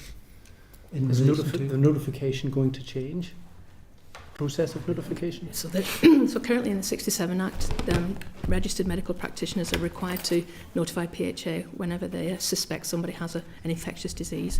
This notification process will be expanded to not only deal with infectious diseases, notifiable diseases, but also to look at any other infection or contamination that could present or presents a significant risk to human health. And where a doctor, for example, suspects someone has a particular infection, they'll be under a legal duty to notify within 7 days of the suspicion. And if they consider that the notification should be more urgent, then there's scope for them to notify orally. But they have to have due regard as to when they do that. And there'll be criteria set in legislation which will advise them when you pick up the phone and tell PHA, basically. Now, will that mean interventions can happen quicker then? Yes. There'd be also a duty placed on laboratories as well to notify when they discover a causative agent or a notifiable organism that could lead to disease. Again, they'll be under legal duty to tell PHA, so that then triggers all the contact tracing and all the other surveillance aspects with a view to responding quicker. A significant benefit of the bill is the fact that the PHA will receive more information on a more regular basis to enable them to better carry out surveillance in relation to what's happening, and then, as you've kind of the point you're making, take interventions more quickly. And also, I think, as the point it made was to identify where there may be clusters or maybe the issues, and then take either provide specific guidance or take specific action to try and deal with those, so that they don't escalate to become a more serious public health incident. Thank you. Okay. Orlia? Yes, thanks very much for your presentation. My question is around, so where does illegal substances fall into this? So if the intent of the bill is to protect the population against disease, but then, as you had said, it's broadening it out to all infection, all contamination, high risk to public health. So I'm thinking about whenever a bad batch of, drugs, whether they're deemed legal or they're mixed with legal or illegal, but when there is a bad batch of drugs then it's circulating within the community, that the PHA currently can do testing which can take up to a week, I've been told, which isn't quick enough in terms of trying to save people from overdoses. So, and then we heard the other week again about the vaping and the spices ending up in the kids' vapes in the school. So I'm just thinking in terms of that overarching public health, high risk, and then intervening. Is there a place within this bill for, those types of substances ending up on the streets and having that surveillance and testing kicking into place? Okay. I assume that's a different surveillance process to what the public health bill is going to take part of, is it? I mean, certainly the proposal is that this would be an all hazards approach. So certainly to a degree, some of those things you mentioned are likely to be incorporated in this that perhaps wouldn't have been previously. It might not be in its full breadth, but certainly if you had an individual who was presenting with some kind of symptoms of which you caused by some kind of contaminant, and even at that stage where you didn't know exactly what it was you were dealing with, the expectation is that a medical practitioner would be notifying that into the Health Protection and Public Health Agency part now, which previously wouldn't have happened to the same extent. And then we, as in the PHA, would have a duty to investigate that, look into that, and look and see if there's contacts and risks to others. And certainly at that point, following investigation, and going back to the being able to seize people, place an act on a person, a thing or premise, that might fall under the thing aspect, where you may, in theory, be wanting to consider that if the investigation showed that this was linked with an individual's who was presenting with illness and was potentially a risk to the wider public. But we would be doing that in collaboration with other organisations like the police and other relevant organisations. So with the requirement to notify of contaminants, then you would hope that there would be additional notifications coming through, which would then be a flag for the Public Health Agency to know that there is something, and then to obviously move that work forward with those other partners to then identify what it is and try and take whatever the appropriate action would be. So hopefully that flow of information, which is the principle behind this bill, will give the Public Health Agency more information on a more regular basis to enable them to act more quickly, and potentially a causation, in terms of that causative agent may be in there as well. And I know that you were saying that might be sort of a separate part of surveillance, like a separate issue as opposed to an infectious disease. But just using that as an example, I know that there is other models. It's being used in Manchester and Dublin in terms of the testing for lethal drugs, which have a 24-hour turnaround on those results. The PHA current system takes a lot longer. So the earlier question that Liz had asked around, regardless of who you're working with, whether it's across the water or down south, it's just to ensure that whenever we are locally testing for whatever disease or whatever contamination, that you're getting the quickest turnaround to try and help people and try and prevent, any of this spreading. Alan Chambers. Yeah, thank you, Chair. Just to expand on a question that Danny asked about somebody who is a carrier of a very bad infection, and you've said that you can take the case to a magistrate, present your evidence, and get a quarantine order, I suppose it would be called, for that person to remain at home or go into a hospital setting, whatever. Is there any provision in the Act that you can act, take an interim action yourselves prior to bringing it to a magistrate. I mean, I'm thinking about the timeline between that person could do an awful lot of damage between you knowing that they are carrying that infection and getting the case to a magistrate, unless maybe there is maybe fast track provision within the legal system that you can maybe obtain that in a matter of hours. But hours are really vital in a case like this. So just, I'm wondering, it's probably breaching human rights or something if you had something incorporated in it that you did have the temporary power, say, to impose a 24-hour order on them, with the provision that it would then be brought expeditiously to a magistrate to be confirmed or otherwise. Yeah, so the intention is that, I think it's what currently happens anyway, is that the PHA would give notice to that person, suggesting that they don't leave the house and they stay at home. Obviously, that's the approach you want to take first of all before you're going down the route of a judicial route. And obviously, where that person doesn't comply with that, then there is means, as you mentioned, there is means to get an emergency order to enforce that. And I suppose by way of enforcement, if that person did choose to leave the house in contravention of that order, then they're committing an offence and it is enforceable. But also, if that person does leave the home, then I suppose, and we will be liaising with DOJ and police service in Northern Ireland in terms of lifting that person and taking them back to where they should be. So we're still looking at what that might look like, but there is provision to enforce that. And if people know there's an offence and there's a fine payable, they're more likely to comply with that. Obviously, time is of the essence. Absolutely, but there is process to get a magistrate's court order within hours, as you mentioned. Okay, and Diane. Just very quickly, what's the role of the Northern Ireland Health and Safety Executive then? Is it the PHA in the lead and they'll do investigations, or? In relation to surveillance or whatever. Well, the surveillance. Just thinking of again what happened during COVID, that the Health and Safety Executive did an enormous amount of work in terms of factories and all sorts of things. Is there a role, or is that designated by the Minister, or what's the issue? Do you want to? Okay, so what we're currently doing as part of this policy scoping is to look at any public health risk or incident, to look at what legislative frameworks are there currently in place and existing rules and responsibilities. So, for example, we know the environmental health officers have a specified role, and that's underpinned by legislation. Similarly, the health and safety executive have a role, and that's underpinned by legislation. I suppose from our point of view, the only powers that we would be bringing in for PHA to consider would be where there's gaps in the responsibility in the legislative framework to undertake that. So the health and safety executive's current roles and responsibilities shouldn't change. Okay. I have no further questions, so thank you all for attending today. I think that's been helpful, and obviously as we move through the legislation, I think we're expecting it maybe later this year. Yes. And we'll get into some more of the detail around that. So thank you for your time. Okay, members, if we can move then to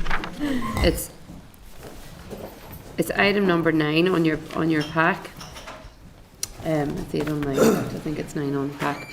It's the amendments to the human medicines regulations, and which is page 182. You have a briefing paper there, and the SOL1 letter is at page 188. And we will have officials now in attendance to provide a short briefing. We have about 20 minutes for this session.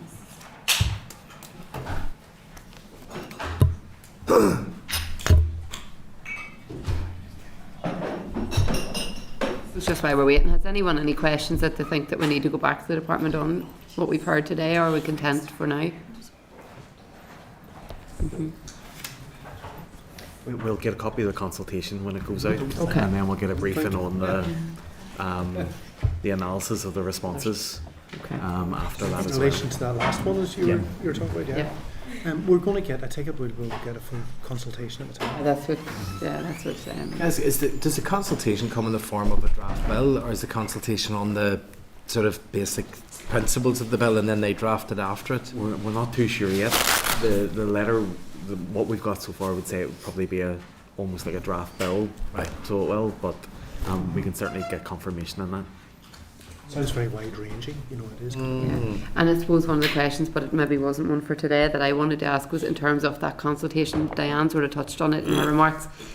I would be keen to get that out to as many people as possible, as many stakeholders, sectors, all of that, because we've seen from our experience with COVID just the huge impact that it can have. Hopefully it's something we ever have to deal with again, but it would be good to get some sense of that as well.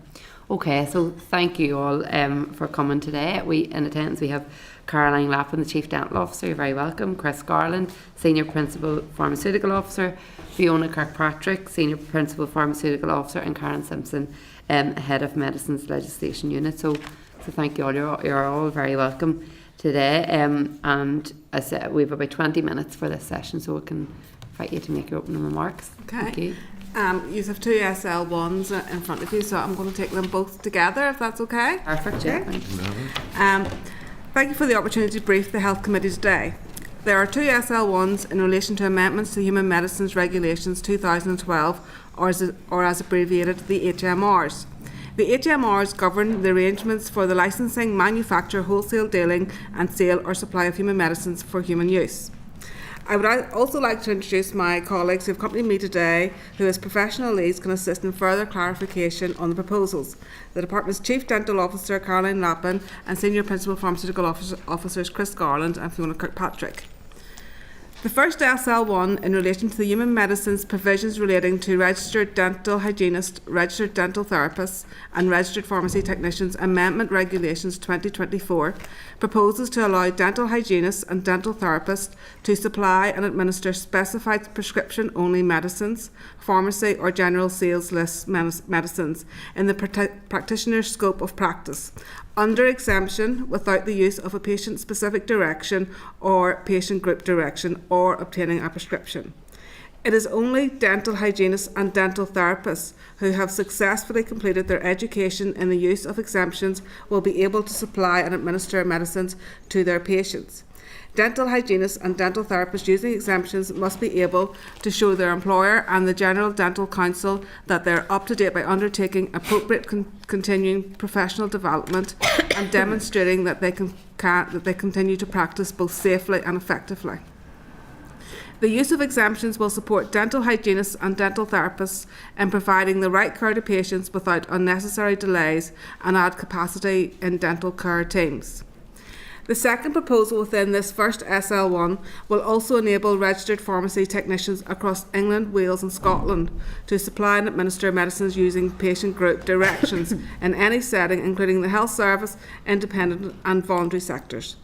A patient group direction is a written instruction that allows healthcare professionals specified within the HMRs to supply and or administer a medicine directly to a group of patients with an identified clinical condition. The proposal will enable registered pharmacy technicians to administer specified medicines under an appropriate PGD without requiring the intervention of trained prescribers. The PGD itself provides a clear scope of practice with specific education and governance requirements, defined by appropriate clinical governance assurances processes. The proposals in their entirety share the same aim, which is for patients to receive the treatment they need faster than if they needed to wait for another appointment with an additional healthcare professional. Ultimately, this gives patients access to a wider range of services delivered by healthcare professionals with the right level of skills at the right time, supporting better patient healthcare outcomes and reducing the need for appointments in other parts of the healthcare system. The proposed amendment to the HMRs in respect of pharmacy technicians will not apply immediately in Northern Ireland, as pharmacy technicians are not currently a regulated profession here. When pharmacy technicians in Northern Ireland become a registered healthcare profession, a further amendment to the HMRs may be made so they can use PGDs. Work is ongoing in the Department to progress the registration and regulation of pharmacy technicians, which will require some necessary amendments to primary legislation, namely the Pharmacy Northern Ireland Order 1976. A project management structure has been put in place to take forward this work, including the establishment of a Pharmacy Technician Regulation and Development Oversight Board to develop policy and take forward the necessary legislative changes. I will now move to the second SL1 on the committee's agenda, namely the Human Medicines Amendment relating to Original Pack Dispensing Regulations Northern Ireland 2024. This SR creates a specific requirement for medicines containing all forms of valproate to always be dispensed in their original manufacturer's packaging to ensure girls and women receive warnings regarding the risk of taking these medicines when pregnant. The manufacturer's original packs include specific warnings and pictograms on the labelling, which is unique, including a patient card along with statutory patient information leaflet, an additional patient booklet, which highlights the risks of taking the medicine while pregnant. Valproate-containing medicines are used in epilepsy and bipolar disorder. There are known risks associated with valproate-containing medicines, including significant risks to children of mothers who took valproate-containing medicine during pregnancy. Exposure of an unborn baby to valproate during pregnancy is associated with high risk of congenital malformations and neurodevelopmental disorders, which may lead to permanent disability. The aim of amendments to require manufacturers' original full pack dispensing of valproate-containing medicines is to further decrease the number of babies who are exposed to valproate in pregnancy. However, pharmacists will be able to make an exception to whole pack dispensing of medicines containing valproate on an individual patient basis where a risk assessment is in place that refers to the need for different packaging, such and where processes are in place to ensure the supply of patient information leaflets. The SR will also introduce original pack dispensing to allow pharmacists in Northern Ireland the flexibility to dispense up to 10% more or 10% less of medicine compared to the quantity prescribed, if it means pharmacists can dispense the medicine in its original manufacturer's packaging. This will again support increased patient safety by improving patient access to safety information that is included in the medicine's original packaging.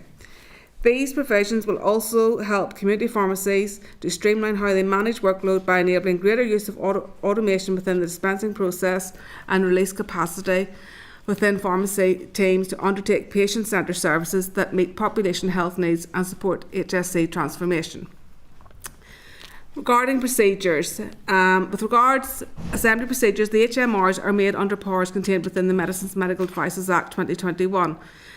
And within this Act, the Department of Health in Northern Ireland is named as the appropriate authority in recognition that regulation of medicines is a devolved matter to Northern Ireland. Both sets of regulations will be subject to the draft affirmative procedure and will be laid before and approved by resolution in the Northern Ireland Assembly. Therefore, 2 Assembly debates on these 2 sets of regulations will be required. As the human medicines provisions relating to registered dental hygienists, registered dental therapists and registered pharmacy technicians Amendment Regulations 2024 is a joint SI with the Department of Health and Social Care in England, it will be laid for debate and approval in Parliament, and it was actually laid this week on the 29th of April. The Human Medicines Amendment relating to Original Pack Dispensing Regulations Northern Ireland 2024 is a Northern Ireland statutory rule, as these amendments have already been made by Parliament and came into force in GB only on the 11th of October 2023, given there was no sitting Northern Ireland Assembly at the time. Following consideration of the SL1s by the Health Committee on the policy intent of these amendments, if content, the Department will seek to lay the legislation next week commencing 6th of May, and provisionally schedule the necessary Assembly debates for the 3rd of June 2024 to allow the Committee the opportunity for further consideration of the legislation alongside the views of the Examiner of Statutory Rules. Thank you, and happy to take any questions. Thank you, Karen. I just have 1 or 2 questions, I suppose, mainly on the first SL1. So, in relation to, I know there's a high response in terms of people who agreed with it. Do we have any understanding of why those who disagreed, what reasons there were for that? And just in terms of the medications that hygienists and pharmacy technicians will be allowed to then administer, what are they? Well, in the actual consultation itself, response for those who didn't agree, it was mainly around sort of making sure that the proper training was in place and governance arrangements were assured, and with the dental hygienists that had mentioned were about annotation on the register. But the feedback on that was obviously there would be the regulator, the General Dental Council would provide that regulation, that assurance, and ensure that they completed their professional training. I think, Caroline, do you want to mention medicines? So in terms of the medicines then that are covered on this, Northern Ireland was involved along with the rest of the UK in determining the list of medicines that would be administered. So it's a very specific list that are administered and then supplied. So the supply list is really only things that patients will take at home, such as a high-dose fluoride toothpaste, which is already prescribable, and a medication called nystatin. The administering list is really for things that are used every day under the work of a dental hygienist or a dental therapist in the practice already. So that list has been consulted on around the UK and kept very tight so that it's specific to the work that falls under the scope of a practice of a dental hygienist or a dental therapist. Okay, no, thank you. That's very helpful. Danny, did you want to? Sorry, did you say nystatin there? Nystatin's used to treat angina? Nystatin suspension being used for the treatment of fungal conditions in the mouth. Okay. Nystatin suspension. Okay. Okay, Diane. Yes, it might be an effort there. Diane? When you're talking about those who work in pharmacies, and the fact that many of them are not registered and there would need to be significant training. I've just spent this morning talking to people from pharmacies, and there are significant difficulties, financial difficulties within pharmacies at the moment. Would that be a matter of training that would be given by the health department, or training that pharmacies would have to organise, or how does that work? Because it then would mean that some pharmacies would have it in this facility and some wouldn't. Isn't that right?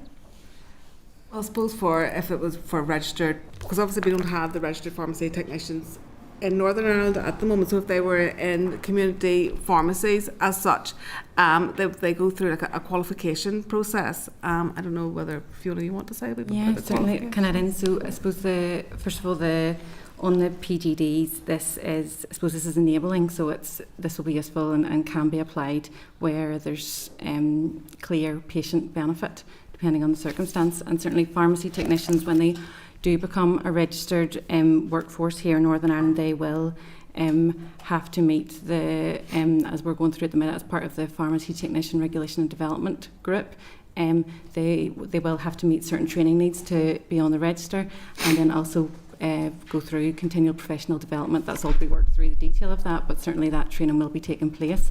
And then specific to PGDs, there may be specific training requirements for that particular PGD, and the governance around that will be set in place. So I suppose because we don't have registered pharmacy technicians in Northern Ireland, we will be able to learn from our counterparts across the UK on that as this moves forward, but it's certainly enabling where it's safe and appropriate to do so. So it's some way off, really. Well, the current timetable for the enabling legislation for pharmacy technicians is the end of sort of December 2025. So we're working in progress that there are 3 subgroups working through the legislation, as well as workforce development and the education needs of the workforce. So that's all being considered through the oversight board for that. But certainly meeting on a monthly basis, quite a busy schedule to reach that deadline of December 2025. Community pharmacy also sit on the oversight board, so that they are involved as well. Okay, members happy enough? I think if nobody else has indicated. Thank you all. That was very helpful. So it's great. Members, so I'll take both then at the same time if you're happy enough. Are members content with the merits of the policy and that the department makes a statutory rule for the 2 SL1s that we have seen today? Great. Thank you. Members, I'll take you to item number 10 then. It's SL1 Optical Charges and Payments Regulations, which is page 215 of your pack. This will amend the Optical Charges and Payments Regulations by increasing the value of optical vouchers issued to certain patients depending on their financial circumstances to help towards the cost of glasses or contact lenses under the health service. Are members content with the merits of the policy and that the department makes a statutory rule? Great. Item number 11 is SR 2024-56, the Recovery of Health Service Charges Amounts Amendment Regulations, NI 2024, at page 221 of your pack. The Recovery of Health Service Charges legislation provides a scheme for the recovery of charges in cases where an injured person who receives a compensation payment in respect of their injury has received hospital treatment or ambulance services.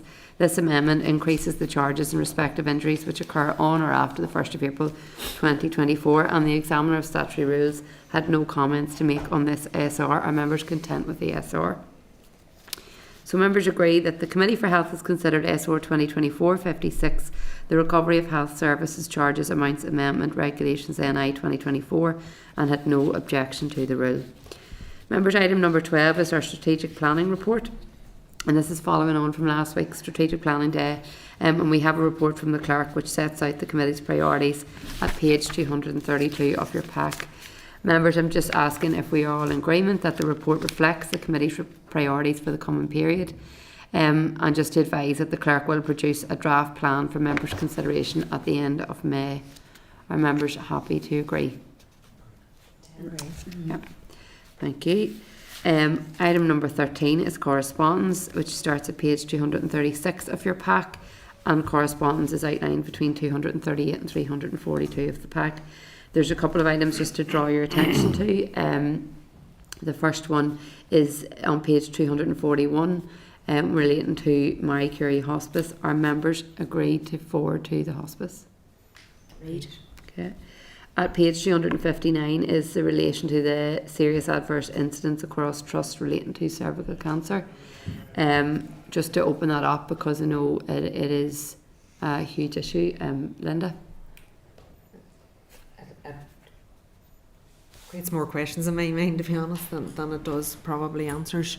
Now, some of it I do understand, just because I've had so many briefings on this particular issue between the department, the trust, PHA, but I do think it's something that we do need to keep a close eye on, and we might want a further briefing, particularly from PHA, because individual trusts is one thing, but at the end of the day, PHA are the body that is supposed to be making sure that everything is running well, that everything is working, and in some ways I think that they got away a wee bit in the mist, and trusts were held responsible whenever we've had some of these incidents.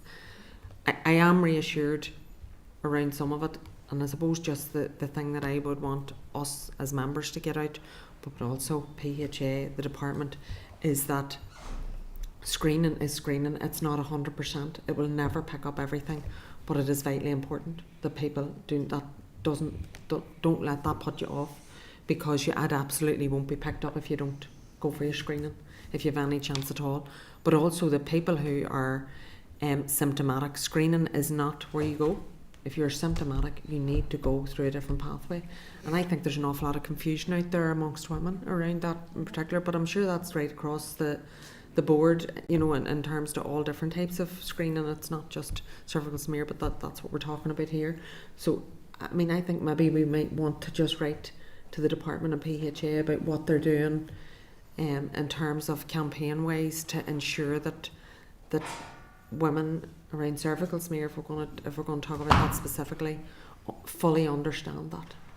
And I mean, there's an event here in a couple of weeks, the grounds of Stormont around ovarian cancer, and I think it's even also, again, understanding cervical smear does not pick up ovarian cancer. So I just think there's an awful lot of misunderstanding out there. You know, speaking as somebody who's on the health committee, who's been a health spokesperson, who has been dealing with health issues over a number of years, and just as a woman who has lots of people around me who have faced some of these issues, I wouldn't say that I understood all of that it has taken me a period of time to understand that. So what are we doing? You know, or what is the department doing and PHA doing around helping people to understand? Raising awareness of that, yeah. No, absolutely. I think we can certainly ask that. Yeah. Diane? Yeah, so, I mean, I suppose if there's one message that goes out at all from this committee, it is that screening saves lives, and you should go for screening. And even though nothing is perfect in life, this is really, really important. Having said that, the one thing that jumped out at me about this, two things. One was that the incidence of serious adverse incidents in the Western Trust is completely out of kilter with all of the other trusts. Now, I'm not sure whether that's because they account for things differently. You know, is there a technical reason for that, or is there an issue? And I understand that these are being investigated by another health body. I think somewhere in Wales is actually investigating this peak of, because this is only 2019 to 2022, so it's a relatively small period. And I think we should write and ask, you know, why was there a particular jump in this trust, and what are the issues around the trust in relation to that? I just think, it could be a technical thing. It could be the way they account for, or the way or is there a common way of doing this? There should be, but we know with trusts there often isn't. And how do we account for that much higher? Because it is very out of kilter with all the other trusts, and I think that is important. And I suppose this isn't really linked to the Southern Trust review at all, but it is. I think we need to see figures from the Southern Trust and the review as to how they have been, you know, just an update on figures, and whether there are any of these serious cases that have come up out of the review. So just the two things. I know it's not linked, but it would be useful to do that. Yeah. No, absolutely. Danny? No, you? No, that's fine. You covered? Okay. Okay, so there's a couple of actions coming out of that, and obviously in terms of the external review that they allude to in this for the whole picture, we would like an update on the back of that as well. So happy enough with that. There was one on the hospital car parking charges, and we've got a breakdown of the perceived timeline of what the department reckons will take place in the time ahead now in terms of the implementation of the bill. I would like to ask if we could get a regular update to monitor the progress of that. I would even say every 8 weeks if possible, because they've kind of broken that down into like 8-week sections, and then obviously the latter part of it they reckon will take about 6 months. So by my calculations, very loosely, I would say we would expect to see this fully implemented by the end of next year, but we'll keep an eye on that. If we can do that, our members happy enough to do that. Yeah, Chair, I think so. 4 years to put a few barriers up. I'm sure we could check every 8 weeks to make sure they're doing it. Yeah, absolutely. Okay, members, just cynical. the next one is at page 265, and it is correspondence from the Joint Committee on Health in the Oireachtas regarding North-South cooperation on health-related matters, and we did discuss this as part of our strategic planning day last week, and just to advise members that based on the invitation then to meet with them, the clerk will liaise with the Oireachtas Committee to identify possible meeting dates as well. And I see that they're going to visit the Cancer Research Centre in Queens, and Diane, I know you had talked about it before, so very important. If we're able to link in with that, I think it would be very useful, as well as having our joint meeting, and then we would look at potentially having a reciprocated visit to the south as well. Are members happy enough with that? At page 302 is a letter from the Youth Assembly, who have kindly thanked us for our time during the discussion on the tobacco and vapes bill. I think we would be very grateful to them for their time and their input. I think it was very, very useful, and certainly taught us a lot. And they have invited members to attend their next plenary, which is scheduled for the 19th of October. So just if members could keep that in mind as well. Are members content to note the actions on the remaining correspondence as listed? I just ask about one item. So it is the note from the Department of Education on children with special educational needs. One of the things I have found when going around schools, and Alan and I visited a fabulous facility in Limavady recently, and the principal there told us that although she is bursting at the seams with children with special educational needs, and many of those children have much more complex needs than they would have had previously. She is not getting any more sessions for therapy, so no more sessions for either speech therapy or occupational therapy. And she pointed out very clearly that one of the things that is absolutely essential, that if a child, for example, is non-verbal, then the quicker the interventions with that child, the better the outcomes for the child. And in all of the talk about the need to step up on special education needs, and I have no issue with that, I've spoken about this for a long time, I do think that we need to look at what health is doing to provide and integrate with providing a whole service for children with special educational needs, and that would include things like physiotherapy, occupational therapy, speech therapy, because definitely the principal in Limavady, Alan can confirm, told us that there were no more sessions. She had way more children than she had 5 years ago, but she hadn't any additional speech, and she is now prioritising non-verbal children. I can't think that is not something that we should be tolerating. So an additional request to the Health Minister. Is it in relation to Diane's? Okay, and then I'll take Orly. Yeah, it was the great. I had the Minister of Education down visiting our local special needs school, Knockhaven, and actually one of the things that was referenced there was that the numbers may remain static, but the severity of what the pupils are actually encountering and dealing with, and the conditions that they have, is more severe. So they're dealing with more serious issues. But actually in the southeastern area, they've withdrawn school nurses, and there used to be access to some sort of nursing assistance for some very complex children that needed some very serious interventions during a day, and it's now being left as a responsibility on classroom assistants and others who are stepping up, but at the same time their role is to help the education of individuals more so than their individual health needs. So maybe if we could write to the South Eastern Trust just to ask them, have they withdrawn, to confirm that they've withdrawn nursing provision from special schools, and is there an opportunity to have a look at that, because it is causing pressures in the school? I just come in there, Chair. That is very patchy. So I have two special schools, and one has it and one hasn't. So in one where there's a child with a trachea, the classroom assistant has had to step up, but in the other school there's a nurse, and they are literally 10 miles apart. So it's very, very patchy, the provision of school nurses in schools.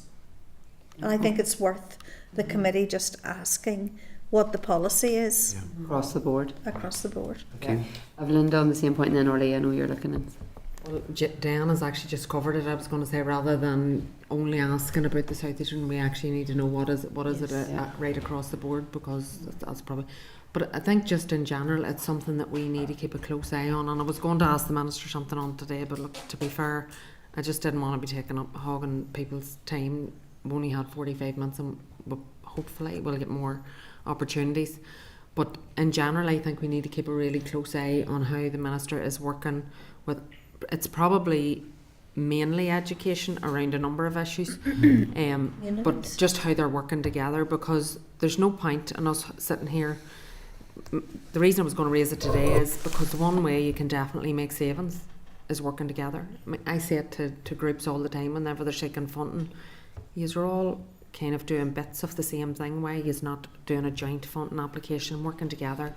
Look what you could see if you can deliver that in one premises, or hire one room instead of 2 or 3 rooms overnight, things like that. So why would our departments not be doing the same thing? I just think that there's a potential for an awful lot of savings, but take savings out of it. There's actually potential for an awful lot of benefits, particularly to children with special education needs. But right across the board, I think it's something we might want to keep an eye to. There's so much in that, I know that's impossible, but I do think that when we see issues coming up where we think there should be more collaboration, we need to be hammering it home to the department and to the Minister that we want to see what that collaboration is. We want to see what it looks like. Is it happening? Is it not happening? Is the health department trying and fight, coming up against obstacles? Because we are, at the end of the day, the elected reps. We're on every committee. So if there's other ministers who are a blockage to collaborative work, and then we want to raise it with them and ask them why. Yeah. Orly, so just on the points that people had just touched on there on that issue at the planning day. If you remember, we did have a conversation around where some of this fits in terms of children with additional and special educational needs, and if it's where health fits into education and whatever it is. So I know in our committee priorities, number 1 was children's services, and 1B was childcare provision for children with additional needs. I think that probably just needs expanded into childcare provision and healthcare, which would tie into the education stuff. So we, as Linda was saying, it should be a ongoing sort of project for the committee to try and track some of that work. So it falls into 1B anyway, I think. And then on 14.23, it was a letter from PPR around the regulation of mental health services. And again, without giving the committee additional work, I know that we had agreed that mental health would fit into one of our priorities, but I actually can't see it. Did we say it would be in with addiction services? When we were the mental health when we were grouping them up, normal scrutiny, because the waiting with the waiting lists. And yes, sorry, I didn't see it there in the briefing paper. So it was just to say if we could factor that issue, because it's a massive issue that came up in the last health committee as well around the regulation of mental health services. We need to factor that into our ongoing scrutiny in terms of mental health. It might come up in the PAC stuff as well, Keith, that they're working on that inquiry. So we've RQA up as well in June. Yes, well that would be ideal to take some of that detail into that. And then the second one was 14.27, and again it was correspondence from a local woman who's working with patients from across the north who have had family members that have died actually, through different scenarios, different treatment in the health service. So again, I think that 14.27, we would need to take that into account when we're dealing with the accountability and promoting best practice, because that's where we're looking more closely at that whole SAI review process. So it's just if we could try and slot those in, so we're not just noting them, but we're actually coming back to them when we're prioritising this work. Oh, absolutely. I think that's a very good point, because we want this is what we're talking about when we put that as a priority. I had just wanted to raise one actually as well. The 1411, the correspondence from the committee, the Education Committee on the Registered Childminders briefing, and I have been raising this with the Minister as well around ratios and the review of minimum standards. So if we could ask the Minister, I think we need a fairly urgent update on the review of ratios. I know the review of minimum standards is a bigger piece of work and may take a wee bit longer, but I know certainly from the RCM's perspective, ratios is a huge issue and would go some way to help to support them if that is looked at. Given when you look at the differences with ratios here and in their counterparts in other areas. So if we can get that, I think that would be very useful. I did raise it with the Minister when he first came to committee, and I expected from memory, he gave us the impression that we would hear something fairly soon, but we haven't had anything to date. So if we can get an update on that, I think would be good, and hopefully it'll be a positive one. So that's all I have under correspondence. Danny, be looking in there, sorry. Yeah, just the allied health professionals one there. As well. I don't think we have a scheduled appointment to see them at all. Obviously, they do represent a lot of organisations that help right across the health service. I think 6,500 people. If we're doing one of those, I think we refer to them as the speed dating days, where we were seeing organisations together. Have we got one of those planned? We will have one of those planned in the coming months. As we previously agreed, this would go on the list for yourself and the chair to consider how best to deal with. So I think it may be one of the ones that we could maybe slot in to the committee. Okay. And we'll have a look at it. I think it would be, because it does cover, because we have speech and language and a lot of areas covered in that, but we'll have a look at it maybe in this week coming and decide. But I suppose just as well, we've obviously a number of requests in there from various groups who want to come to committee, and what we were thinking around that is looking at some days, even maybe at the start of recess, to try and bring some of those together, similar to how we did it last week before the planning day, because rather than put people on a long waiting list till the end of the year or whatever to come to committee, if we can do stuff in between time, that we're getting those briefings earlier, then I think that would be useful. So we'll bring some suggestions forward on that as well. So members happy enough then to note the actions then on the remaining correspondence as listed? Yes. Thank you. Item number 14 is the forward work programme, which is at page 344 of your pack. The committee's next informal session with the department is scheduled for Tuesday the 7th of May in room 21, and officials will present to 4 members on care pathways. The meeting will start at 1 p.m. and lunch will be provided. An invite did come out this week, so if you could just advise the clerk then if you're able to attend. And just to confirm that the briefing with Professor Ray Jones on the Children's Services Review will be going ahead on the 6th of June.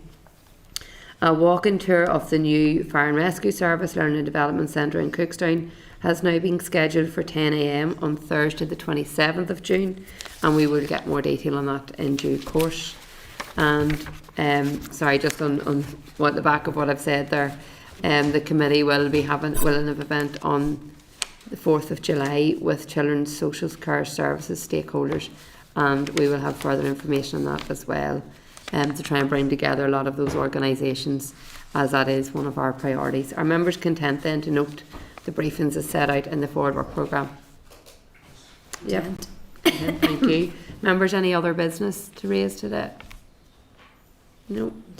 And the date, time and place of our next meeting is in this room, room 29, next Thursday the 9th of May at 2 p.m. And members' meeting packs will be delivered tomorrow due to the bank holiday on Monday. So thank you all. Committee room 29, sound.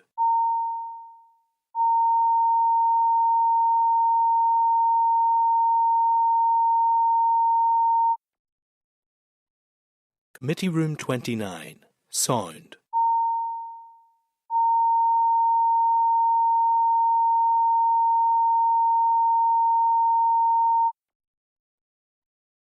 Committee room 29, sound.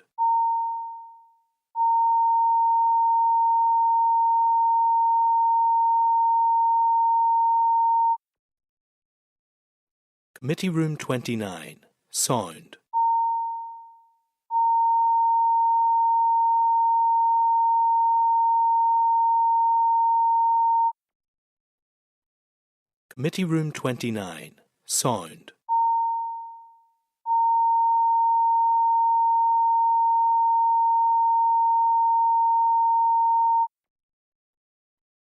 Committee room 29, sound.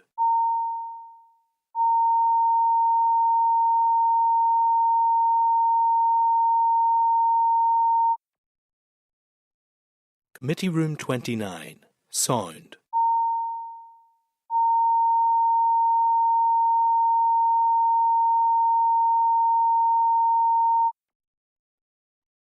Committee room 29, sound.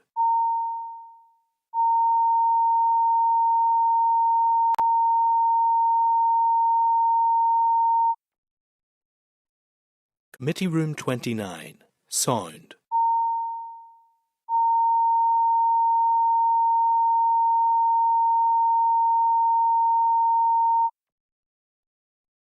Committee room 29, sound.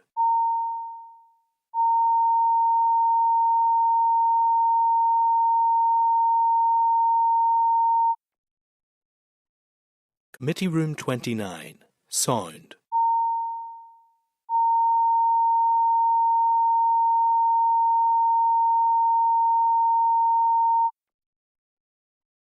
Committee room 29, sound.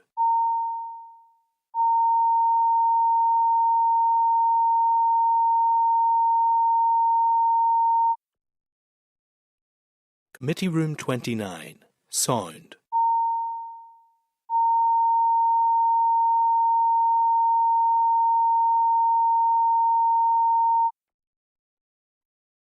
Committee Room 29. Sound.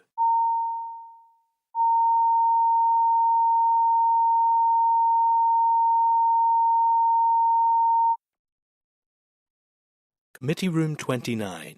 Sound.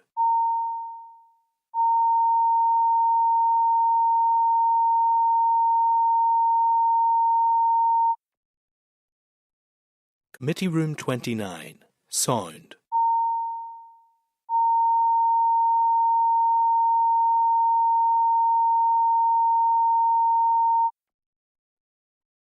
Committee Room 29. Sound.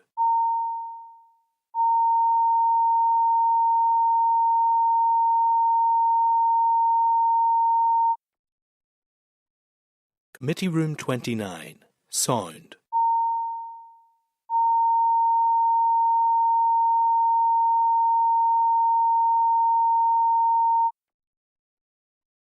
Committee Room 29. Sound.